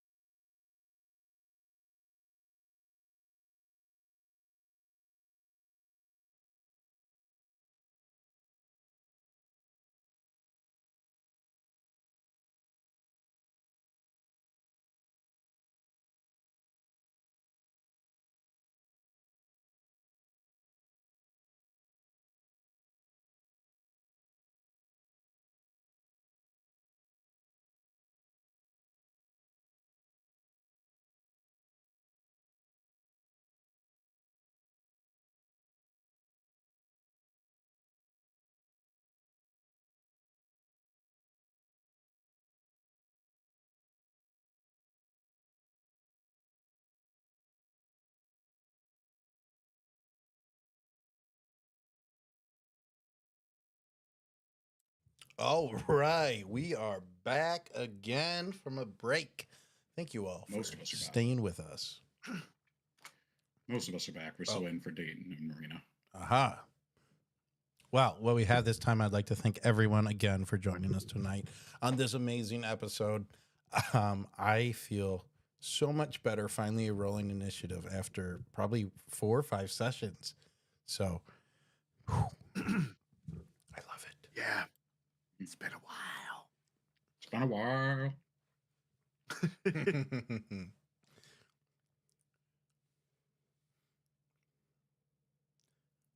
Do you want to do a little mini recap of what happened before break as we wait for Dayton, Mark? Yes, so as everybody was departing from Brawl, they were pulled into a portal where Jade and Valen took off in their separate directions to find some moment to gestate on the happenings that have been going on, while Tin Man and Nico field questions in an attempt to help the local folk that, well, not so local anymore, the folk on the ship itself, running into an interesting individual, a Dawar, or a small penguin. I did share a handout, Valen, if you can bring that up. Oh, yeah. Oh, yes. I feel kind of bad now. And he decided that he wanted to pick a fight with Valen. Seemingly has a chip on his shoulder. Oh, puppy. In regards to Valen's particular past, and seems to think that he can get under his skin and prove that Valen is as unstable as he claims him to be. And sort of as the warp responds to this interaction, a familiar face rears its ugly hands.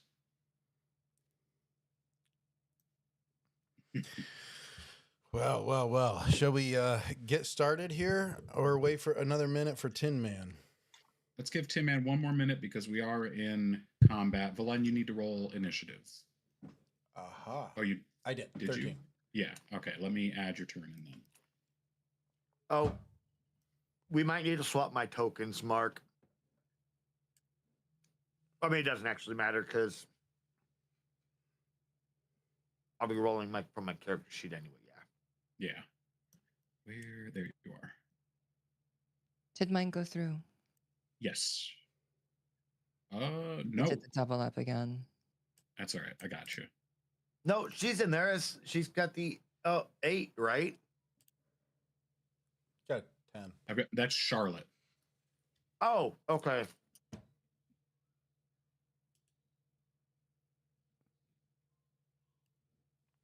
Sorry, it gives me a second to set this up while we wait for Dayton. Oh, he just... Oh, there he is.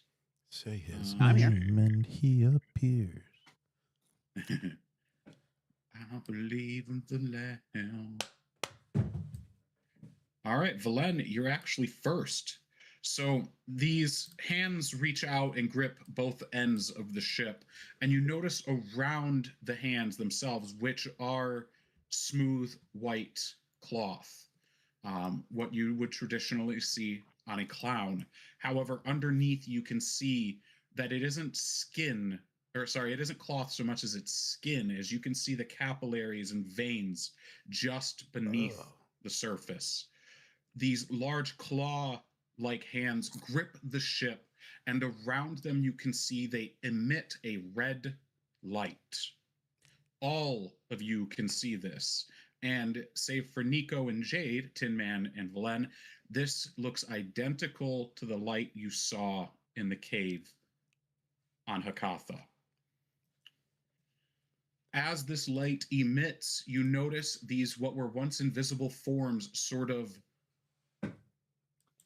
fade into existence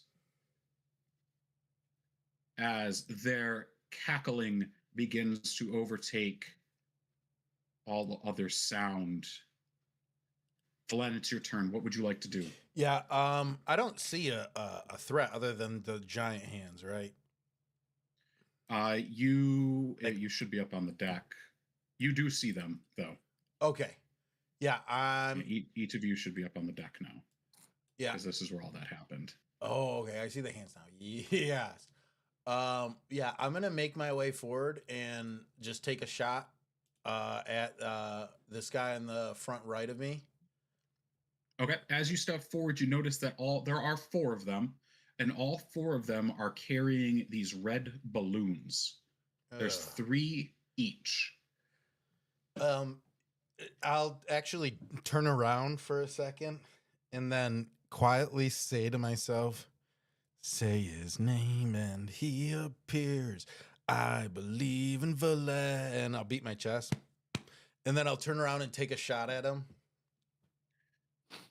In your free hand, as you begin your singing, a small voice sings along with you, and you feel a small hand in your own. Oh boy. I'd like you to make your next attack at advantage, please. All right.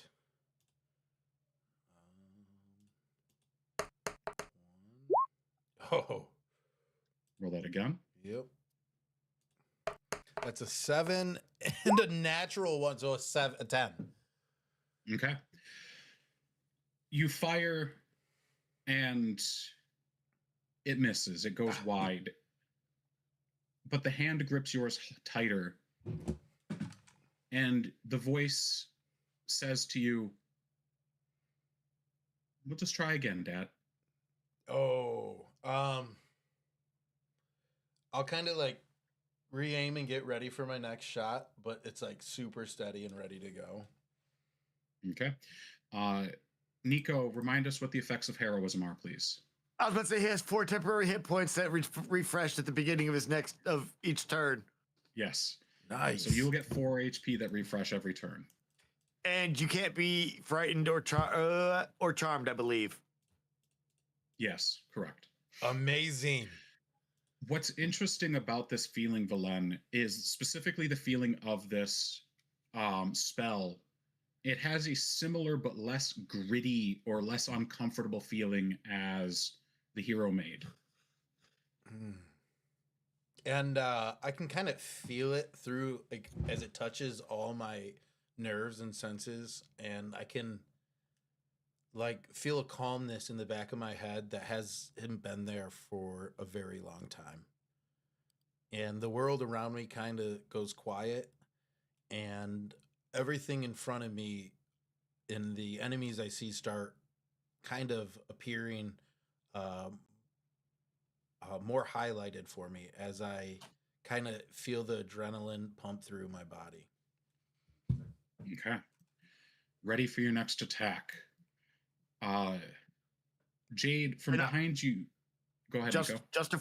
Just to flavor the heroism a little bit, you'll notice, Valen, as you move, there's just an ethereal kind of shadow of stardust that emanates behind you. Ooh, yeah. Stardust. That's a name. It sure is. Jade, from where you are, you hear the thundering of heavy boots in an unsteady run as Arnott thunders up the stairs behind you with a musket in hand, ready to assist.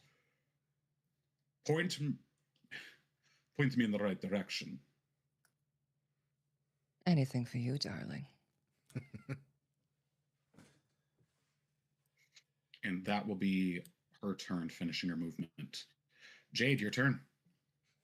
All right, so they're literally clumped up in the center there underneath a mast. You can see all of them in there yet. Yes, correct. Sorry. And it's only 4 of them? 4 of them that you can see. Okay. You can see also that most of the people on the deck have filtered under decks. Perfect. Jade is going to cast Spike Growth on the center of them there. Yes. So around the mast. Is that going to catch all of them? It is 15 feet. I will post it. Let me see. It's right here. Range 150 feet, 20-foot radius. Oh, yeah, it'll hit them all. Perfect. Jade's also going to reposition too. Okay. Go ahead and move yourself. Yeah, and to flavor it, Jade's going to put her hand onto the I'm not good with ship things, so she's just going to put her hand on the ship and the bow. Well, the wooden, the railing, the railing. Yes. Whale. There you go. The Whale. rail, the rail, the ship. Yeah. Incredible. Rails. The rail, the ship. I haven't been on a ship in a very long time. She'll put her hands on the rail and she'll whisper, Cersti spine, flor de lor, which is grow thorns, bloom in pain. And spike growths will grow around that mast and entangle them. And as all that's going, she's going to jump and swoon a little bit closer and ready her rose whip. And as she does, she pulls it out of her hair and just kind of holds a rose in the ready. All right. So let's see here. When a creature moves into or within the area, it takes 2d4 piercing damage for every 5 feet it travels. Perfect. That spike growth is such a good ability. All right. Can you put a radius And- on the map? What's up? Can you put a radius on the map? Yeah, I'm working on it. Love Oh, to do sorry. that. Thank you. Sorry. Yeah, you're good. It's a good question. I just got to remember how.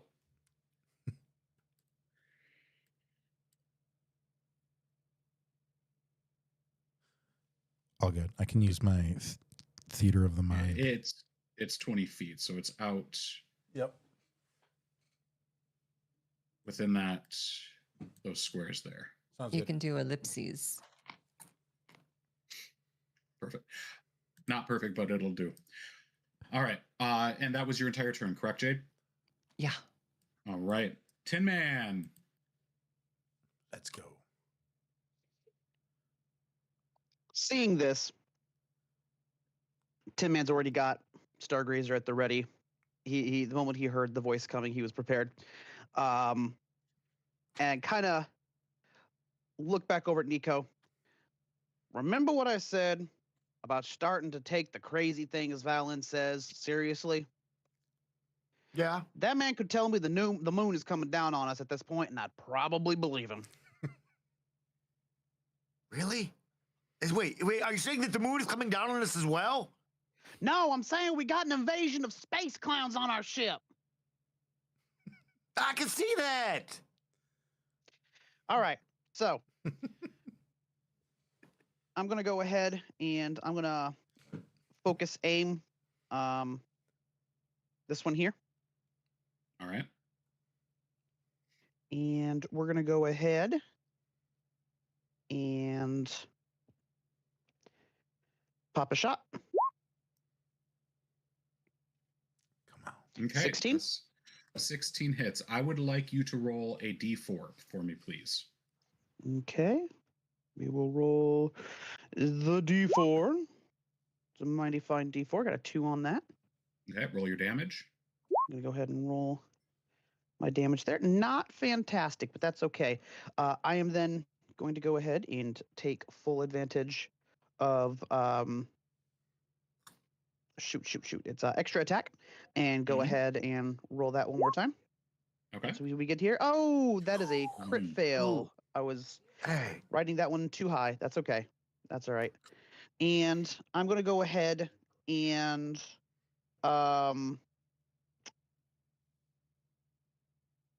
Please don't crit Going- fail behind me. Please don't crit fail behind me. Yeah, no, that is a little scary, isn't it? We'll see what happens there. I'm gonna go ahead and I'm just going to call the turn there to better get a feel for what's happening and what they're doing. So we'll just go ahead and call it there for now. I'm gonna reposition slightly to the left so that I'm not quite shooting over Ms. Fox's head, just in case. Tin Man, you fire, and as you fire at this first clown, your shot seems to redirect to one of the balloons, and you hear a pop as the string just falls to the ground. The clown giggles and laughs, I don't like that. sort of dances back and forth, and will take. Go ahead and roll spike growth damage for me, Jade. You missed me. Okay, I know how to do this.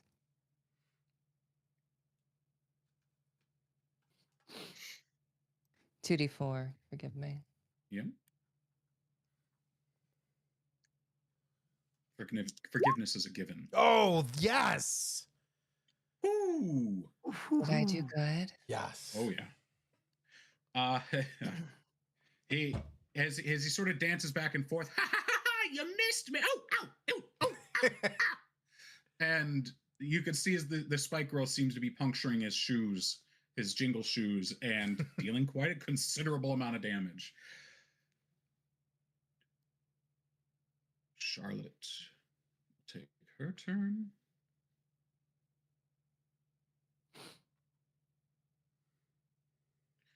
Czar will take his turn. Nico, you're coming up. Mm-hmm. Mm-hmm.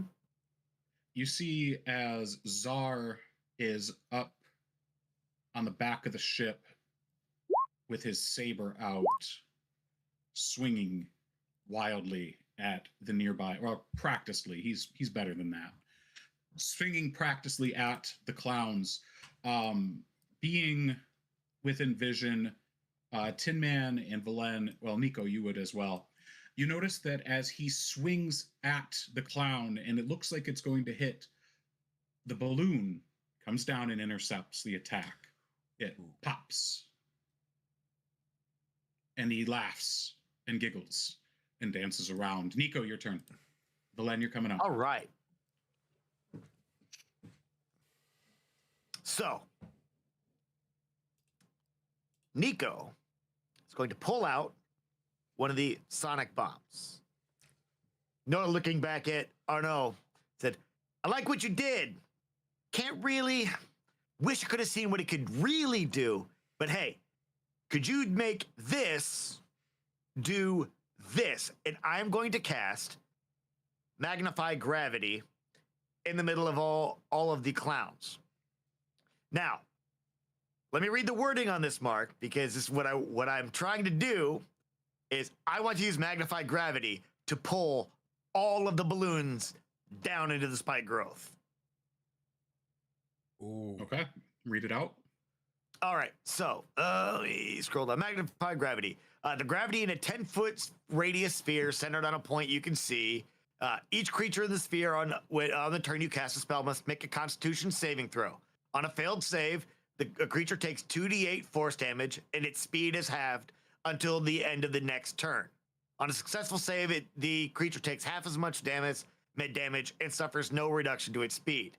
Until the start of your next turn, any object that isn't being worn or carried in the sphere requires a strength check against the spell's save DC to pick up or move. Now, technically, the balloon is being held. Yes. Gravity would. So inherently, because that is in the spell, I would say no. However, No! however, the balloons themselves are not items. Ooh. So, what's the spell save? Spell day save DC is 15. Okay. So I need to roll 50. Okay.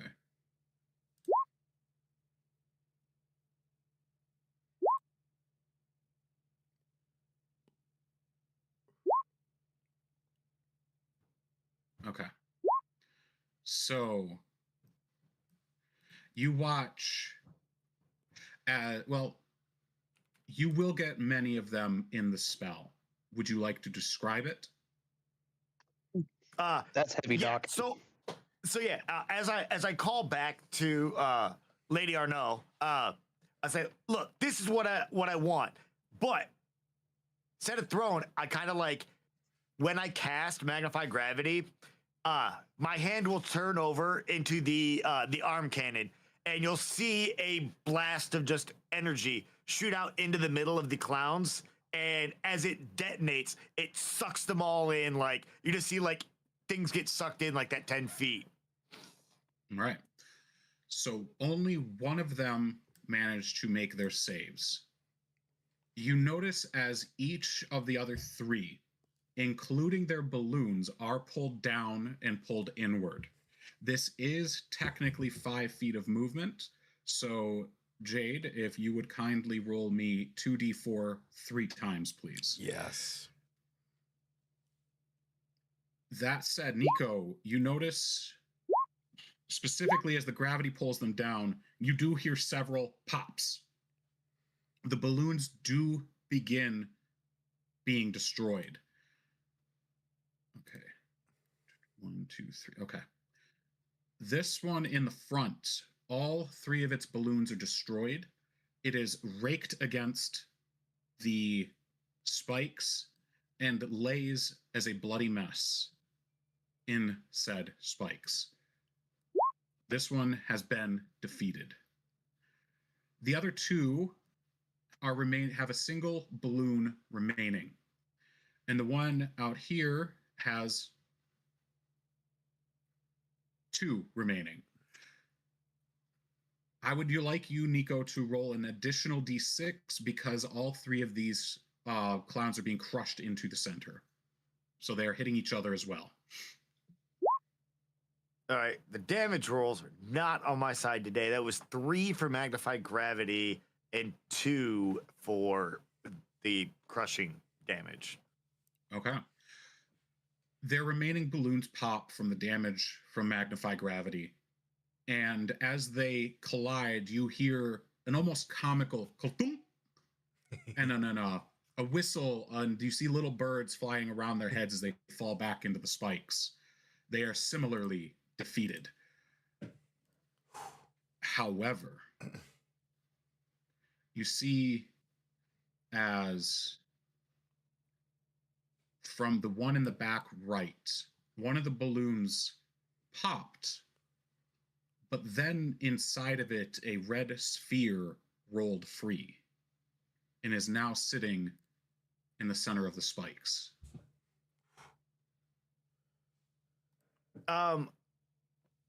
I still have my movement and bonus action, correct? All you did was use magnified gravity, so yes. All right. I am going to. It's 30 feet. Where's the? The sphere is on top of this guy right here. The far back right one. Okay. I am going to sprint up essentially to the edge of and kind of seeing the spike growth, like step into it and slow myself up. My arm cannon is going to swirl up. Bonus action, I'm going to use the gravity whip to try and whip the ball back towards Valen. All right, make your attack. All right. When you use how about- movement on them, it's going to trigger the spike, right? He stopped before it when he said, I assume when you say I'll stepping into it. Yeah, I will have gone into it. Like, honestly, Oh, because okay, never mind then. Yeah, like I would have charged in, like feeling the spikes go through the armor, but oh yeah, that's right, can't go through those, and that's when I'll decide to gravity whip it. Gotcha. Go ahead and roll your damage then, Jade. A little bit of friendly fire Sorry. never hurt nobody. All right, so you do take 4 piercing damage. That said, All right. your gravity. Go ahead. Oh, because flavoring it, this is the first time Nico's actually taken damage. Oh yeah. You'll see the spikes grow through him, but essentially, it looks like they go through him. But when you look closer, literally, they're being bent around him as if the armor he aren't there, but there's puffs of stardust again, just like coming out wherever the damage would be. And so that was, you said that was 4 damage, Jade? Piercing. Okay. So yeah. So that's down to 27. All right. The sphere that you hit with the gravity whip to pull it back towards Valen that is successful. Okay. Valen, at the floor near your feet, is this very similar sphere as the one that you saw and uncovered back in that cave in Hakatha. Do I see anything in this sphere? Not yet. We'll get back to that when we come to your turn. So the You remember, you enemies, can't be frightened. I would like each of you to make a dexterity saving throw for me, please. Yep. Yay! Oh wait, wrong character. I'm not good Yeah. at these. But I am. 11's okay. Yeah, Nico hit that 20. Dirty 20. Dirty 20. Oh, you rolled spike growth. It's being silly. Forgive me. Hey. I think I rolled a What? 3. Yes. So everybody but Nico. The hands at the far end of the ship will release their grip and master hand style move up and then come together in a mighty clap to crush all of those in between. Nico, you managed to duck underneath said clap. The rest of you are caught in it.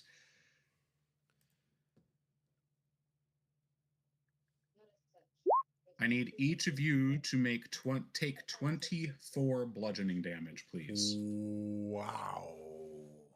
Mark, that's not good for me. I don't think it's good for any of us. But me specifically, though, because something happens when I get hurt. Yes. Mark, What? is it the number on the screen or the number you said? Because I like the number you said better. It's the number I said. Good. What was There's the a number reason- again? 24? 24. There's a reason that it's not exactly the number I said on the screen, I promise. Okay. What's The mast interesting, is just getting crushed. it's interesting, however, as you notice that these hands don't impact the mast itself or even the ship. Only you. The four of you, including Arno, are not. Dang you, Alex. The hands themselves then return to their sides and begin crushing the ship again.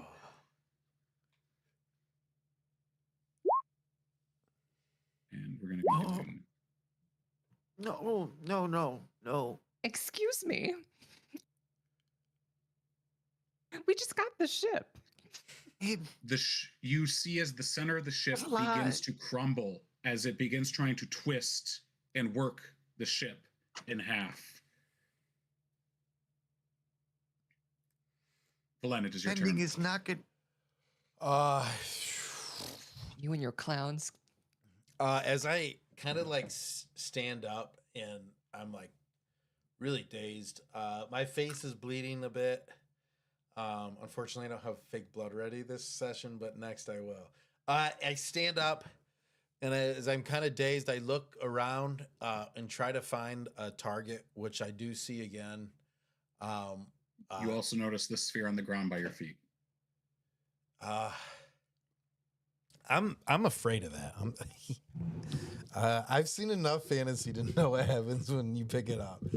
I'm gonna look down. It's not doing anything right now, right? It's just a red sphere.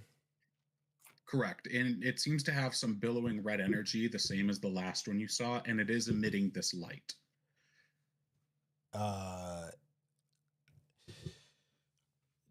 Do I know what it is? Can I do a history check or something? And have I ever seen one of these before? I would like you to make a history check, please. All right. The DM's like, yes, please. Fine. That's not bad. That's not bad. You aren't entirely certain. Oh, guysy.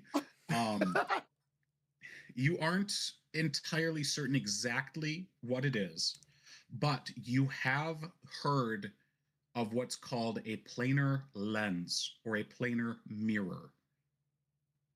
It is said to reflect alternate planes, blanketing them over the current one. So this is their little eye into what they're doing here. It could very well be their source. I don't really have anything to cover it up with. But I Take it do overboard. I do have a Eldritch Blast I'm gonna just hit it with.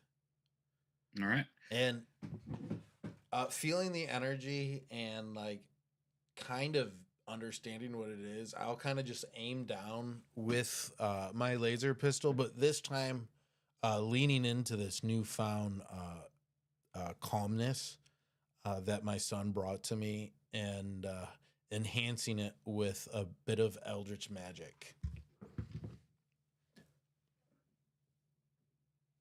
You notice as the energy from the sphere itself is actually consumed into your gun.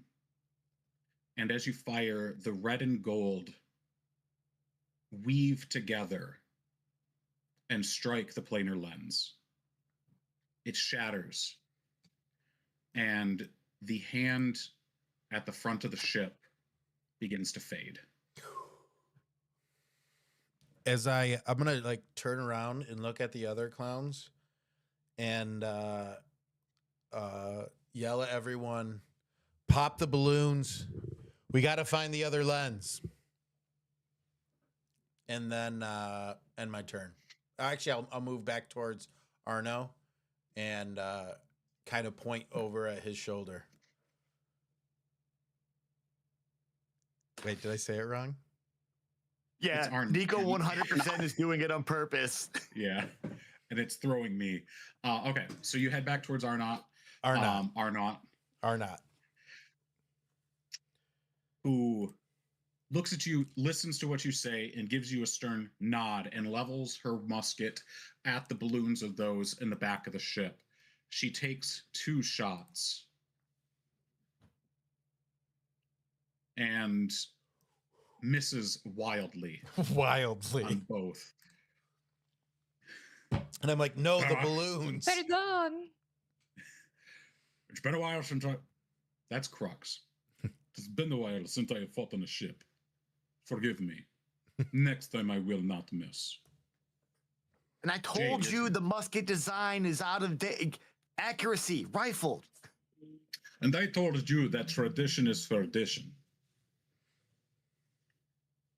I will switch to one of those gas-powered rifles when I die. Jade Fox. Your turn. What happens, DM, after I've taken 24 damage and have less than 10 health left? I need you to make a Constitution saving throw for me, please.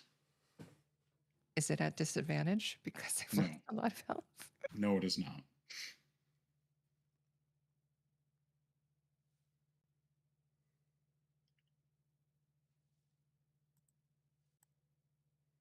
Okay. You feel the seed at the base of your spine surge up your spine in an attempt to take back over. But you hear a whisper, and Nico from where you are and Tin Man from where you're standing, you see Jade go rigid. And her eyes cover over with quicksilver. Jade, it seems that whoever is holding your leash has an inkling on how to stop this from happening without your input.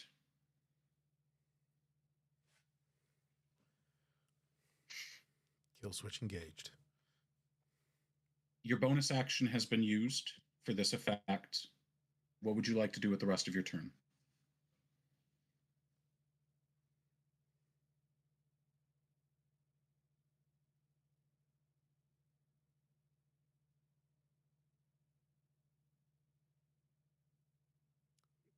There's a She wasn't clown even on the left. expecting to have a turn. I was not expecting to have a turn. The clown that's left, he's got a He has Balloon? 2 balloons. He has 2 balloons, and he seems to be slowly fading. I Okay. need to loot Jade's going balloons. to reach up. I mean, she's on the ground, like covered in blood, for one thing, having taken so much damage. You can see that she's just covered in green blood just spilling out, and around her, these little tiny ferns and plants are just sprouting underneath her. It's almost like nature's trying to take over. And she's going to slowly pull out a dagger from her side, from one of her bandages on her knee, and fling it at Mr. Clown over there. Okay. Let me roll for that. Yes.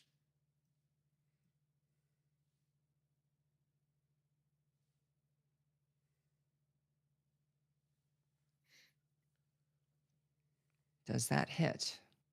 A 15 does hit.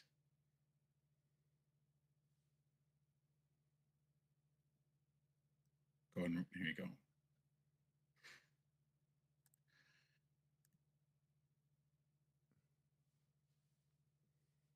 I guess I got him for 3 damage. Yes. The dagger It's a dagger. strikes center mass as he begins to fade. Neither of the balloons come to his rescue. Would you like to describe this?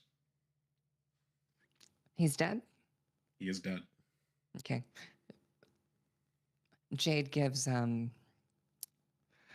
cool, awesome. Yeah, so as Jade's flinging her dagger, she gives like just this death stare, and she can almost feel like her essence entering that dagger as it skirts through the sky, and just catches the guy in the throat. And as he's spilling and shooting blood, you can just see her grinning, just this really sadistic grin, like, yeah, I got you.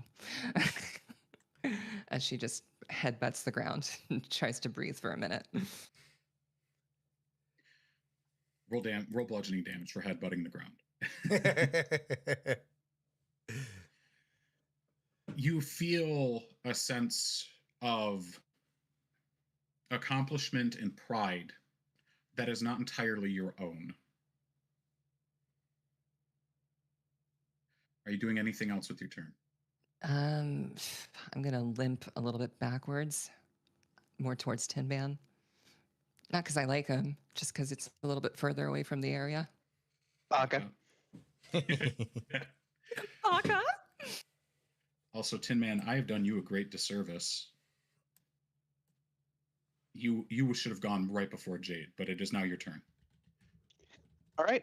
Seeing her retreating, I'm actually going to take a step up to try and kind of get myself in front of her a little bit and rewrite myself. It looks like that cleared the last one. So we just have to concern ourselves with one is at the back, right? Correct. All right. So yeah, kind of take a step up, take a scan around, and then turn myself back around, pointing in the direction. What do I see back there? Does it look like anyone's already been working with them? You can see that Velen and Arnott are both facing that way, Arnott with her rifle shouldered. And Czar is fighting at the very edge of the ship, trying not to be shoved off. Aside from that, there doesn't seem to be anybody else up there, and the hand itself is sort of trying to steer the ship into the edge of the warp, as if trying to jam it into a moving wall. I'll go ahead and kind of tilt my hat back and look up at Ms. Fox. You all right? She's just gonna wave him down. All right. Nico, back of the ship. Let's make it happen. I'm going to go ahead and move up 10, 15, 20 here alongside Valen. And I'm going to go ahead. Do these guys have any balloons? Do I see balloons? You do. They each have 3. All right, I'm going to go ahead and aim specifically for the balloons and see if we can clear those out. So Gonna go ahead, take another shot with the Stargrazer. Mm-hmm. 19, does that hit? Oh yeah. Do I roll damage? Go for it. Beautiful. Roll a d4 for me, please. I am bottoming out on these damage die. Okay. All right. Next And attack. extra attack. Yep. Gonna go ahead and make another. Nice. 16 hits. Roll damage and then a d4. Gonna roll damage. And oh, I maxed out the damage die on that one. Let's I'll go. roll your d4 there. And I'm actually going to intentionally yeah, I'm gonna go ahead and burn a key point here for my yeah. Sorry, I'm remembering some of what my character does here. It's been a little while, guys. Mhm. Yeah, it's been a while since we've been in combat. It's a crying This shame, is really. my first combat with you guys. Yeah. And you almost got murked. We're terrible. Ah. It's okay. We got you. Alex, you're muted. Damn it. I'm going to go ahead and do the Kinsei shot. Yep. The only reason why I am doing that, I'm certain that my bullets do more than enough damage on their own, but by blowing that, I can then go ahead and make another attack as my bonus action. So I'm going to aim for a third balloon on a nat 20. Okay. Yes. Get it, Tin Man. So Beautiful. I'll explain the targets that where they hit. I'll let you describe how it happens. Okay, please do. The first shot nails a balloon. It pops and disappears immediately. The second So, yeah. shot Yeah, hits go the ahead. clown, and the third shot hits the last balloon. How would you like to do this? Yeah, no, absolutely. So like I said, kind of run up here, brace up just behind Valin. Gonna go ahead, focus those balloons. I recognize those are the issues now. We're gonna go take that down. As soon as that's down, retrain myself right on the clown, and then see the last balloon over there. Oh snap, to the left, and He falls to the ground, laughing as he does so, and then slowly dissipates like the others have. No sphere drops from the balloons. We come around to Charlotte. Will already got her turn.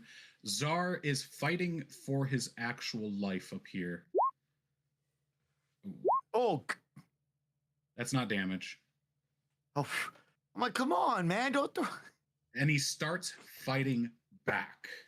His Let's go. first swipe lands and pops the second of the three balloons on this first clown. And the second one wipes and misses, but you can see he's emboldened and fighting back. Nico, it's your turn before these hands make another move. Hearing Tin Man say, "Hey, Nico, front of the ship," well, basically 180. Say, "You got it," and I am going to run between Tin Man and Valen, and posture up about 10 feet in front of the last clown.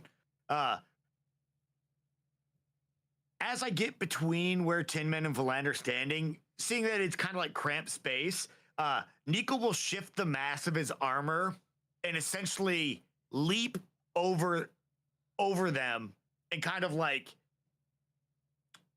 curve his way in front of the clown. As he lands, he'll have summoned the lance, and I'm going to just make my lance attack through the clown. Let's All right. hope. Let's hope. Does a 15 hit? A 15 does hit. That will be 14 piercing damage. All right. Roll a d4 for me, please.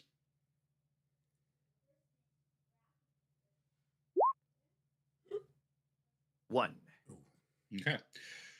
Your lance strikes and hits one of the balloons, the last balloon, and from it, the crimson sphere falls to the ground at his feet. Are you doing anything else with your turn? Yes, I would like to bonus action gravity whip that, and seeing how Valen smashed it before rather than try and save it, I'm going to gravity whip it as hard as I can at the ground in front of my feet. All right, roll your attack and damage. Nice. 26 nice. definitely 26 and 6 force damage. You notice as it cracks and the hand itself sort of spasms in pain, but it's still holding. And the orb or the sphere is still in one piece. Sorry, I guess it wasn't enough. The clown looks at you, sees that all of its balloons are gone and that the sphere is on the ground, and you see a flicker of excitement in his eye, and notes that you have stepped within the area of influence of this. Oopsies. And he reaches up and he makes himself look like Orvis. The old hunchbacked gnome. He picks up the sphere and starts running, jumping off of the ship and disappearing as he leaves the area of effect. I would like everybody facing this way, so everyone with the exception of Jade, to roll an insight check, a perception check. If your passive perception is higher than 16, let me know. Okay. Yeah, mine is a 16. So, Valen and Tin Man. You watch as he leaps from the side of the ship holding this sphere, cracked as it is, and jumps into the astral sea. And as soon as he leaves the effect, the red light, he becomes invisible. Or sort of. You can still sort of see his outline. Think like active camo and Halo. The two of you can still see him. Nico, Arna, and Zar have all lost the trail, and Jade is a little indisposed to have noticed. Valen, it is your turn. Yeah, I'm taking one more shot at that thing. He's not getting away with it. And I'm going to continue relying on this newfound clarity in my mind with the heroism, hearing my son's voice, and slap another Eldritch Blast at it. I'd like you to roll your attacks. Normally I'd give you advantage, but considering he's invisible, you will be rolling at disadvantage, but that evens out. So you'll roll a straight Eldritch Blast. Hey. Tim, man, you better Taken by surprise, the attack goes wide. The ethereal hand lets go of the ship once more, forms a fist, and I would like Valen, Tin Man, and Nico to each make another dexterity saving throw for me, please. Oh, boy.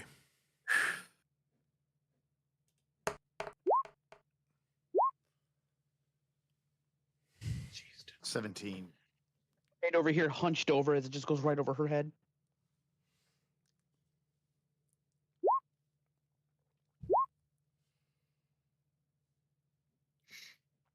Oh, that's a D10. I don't want to do that. You're welcome. It's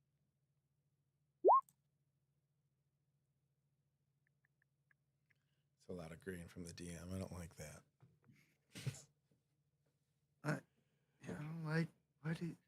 That's a lot of dice, man. As the fist comes down and strikes the ground, or sorry, the deck. Tin Man, do you have evasion? I don't believe you No, do, you're but not I want to make sure. Level no, 7. I don't think I do. Not this level. Okay.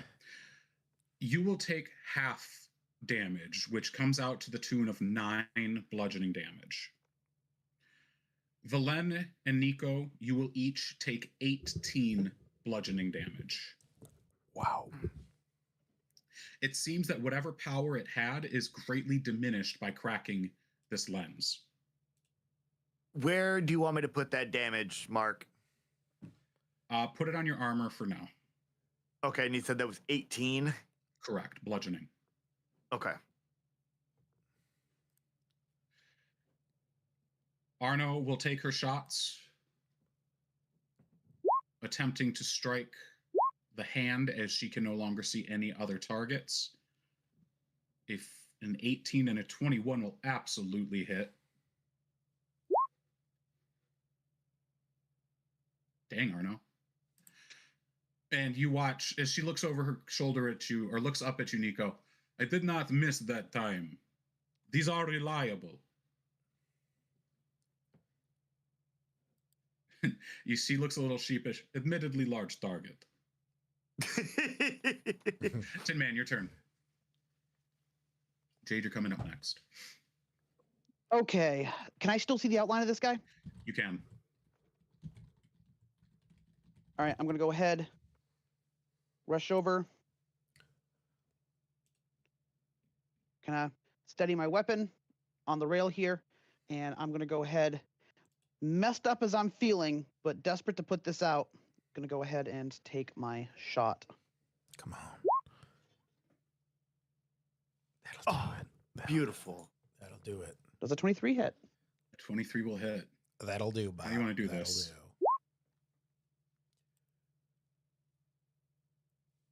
I'm at 2 HP. Tin Man is not looking good. And like I said, right now, his thought process is he's hyper-focused on the target, and he just wants to see this done. Seeing it get away, seeing the damage it's doing. My hat is probably very flat right now. Run over, put the gun on the railing, kind of take a minute.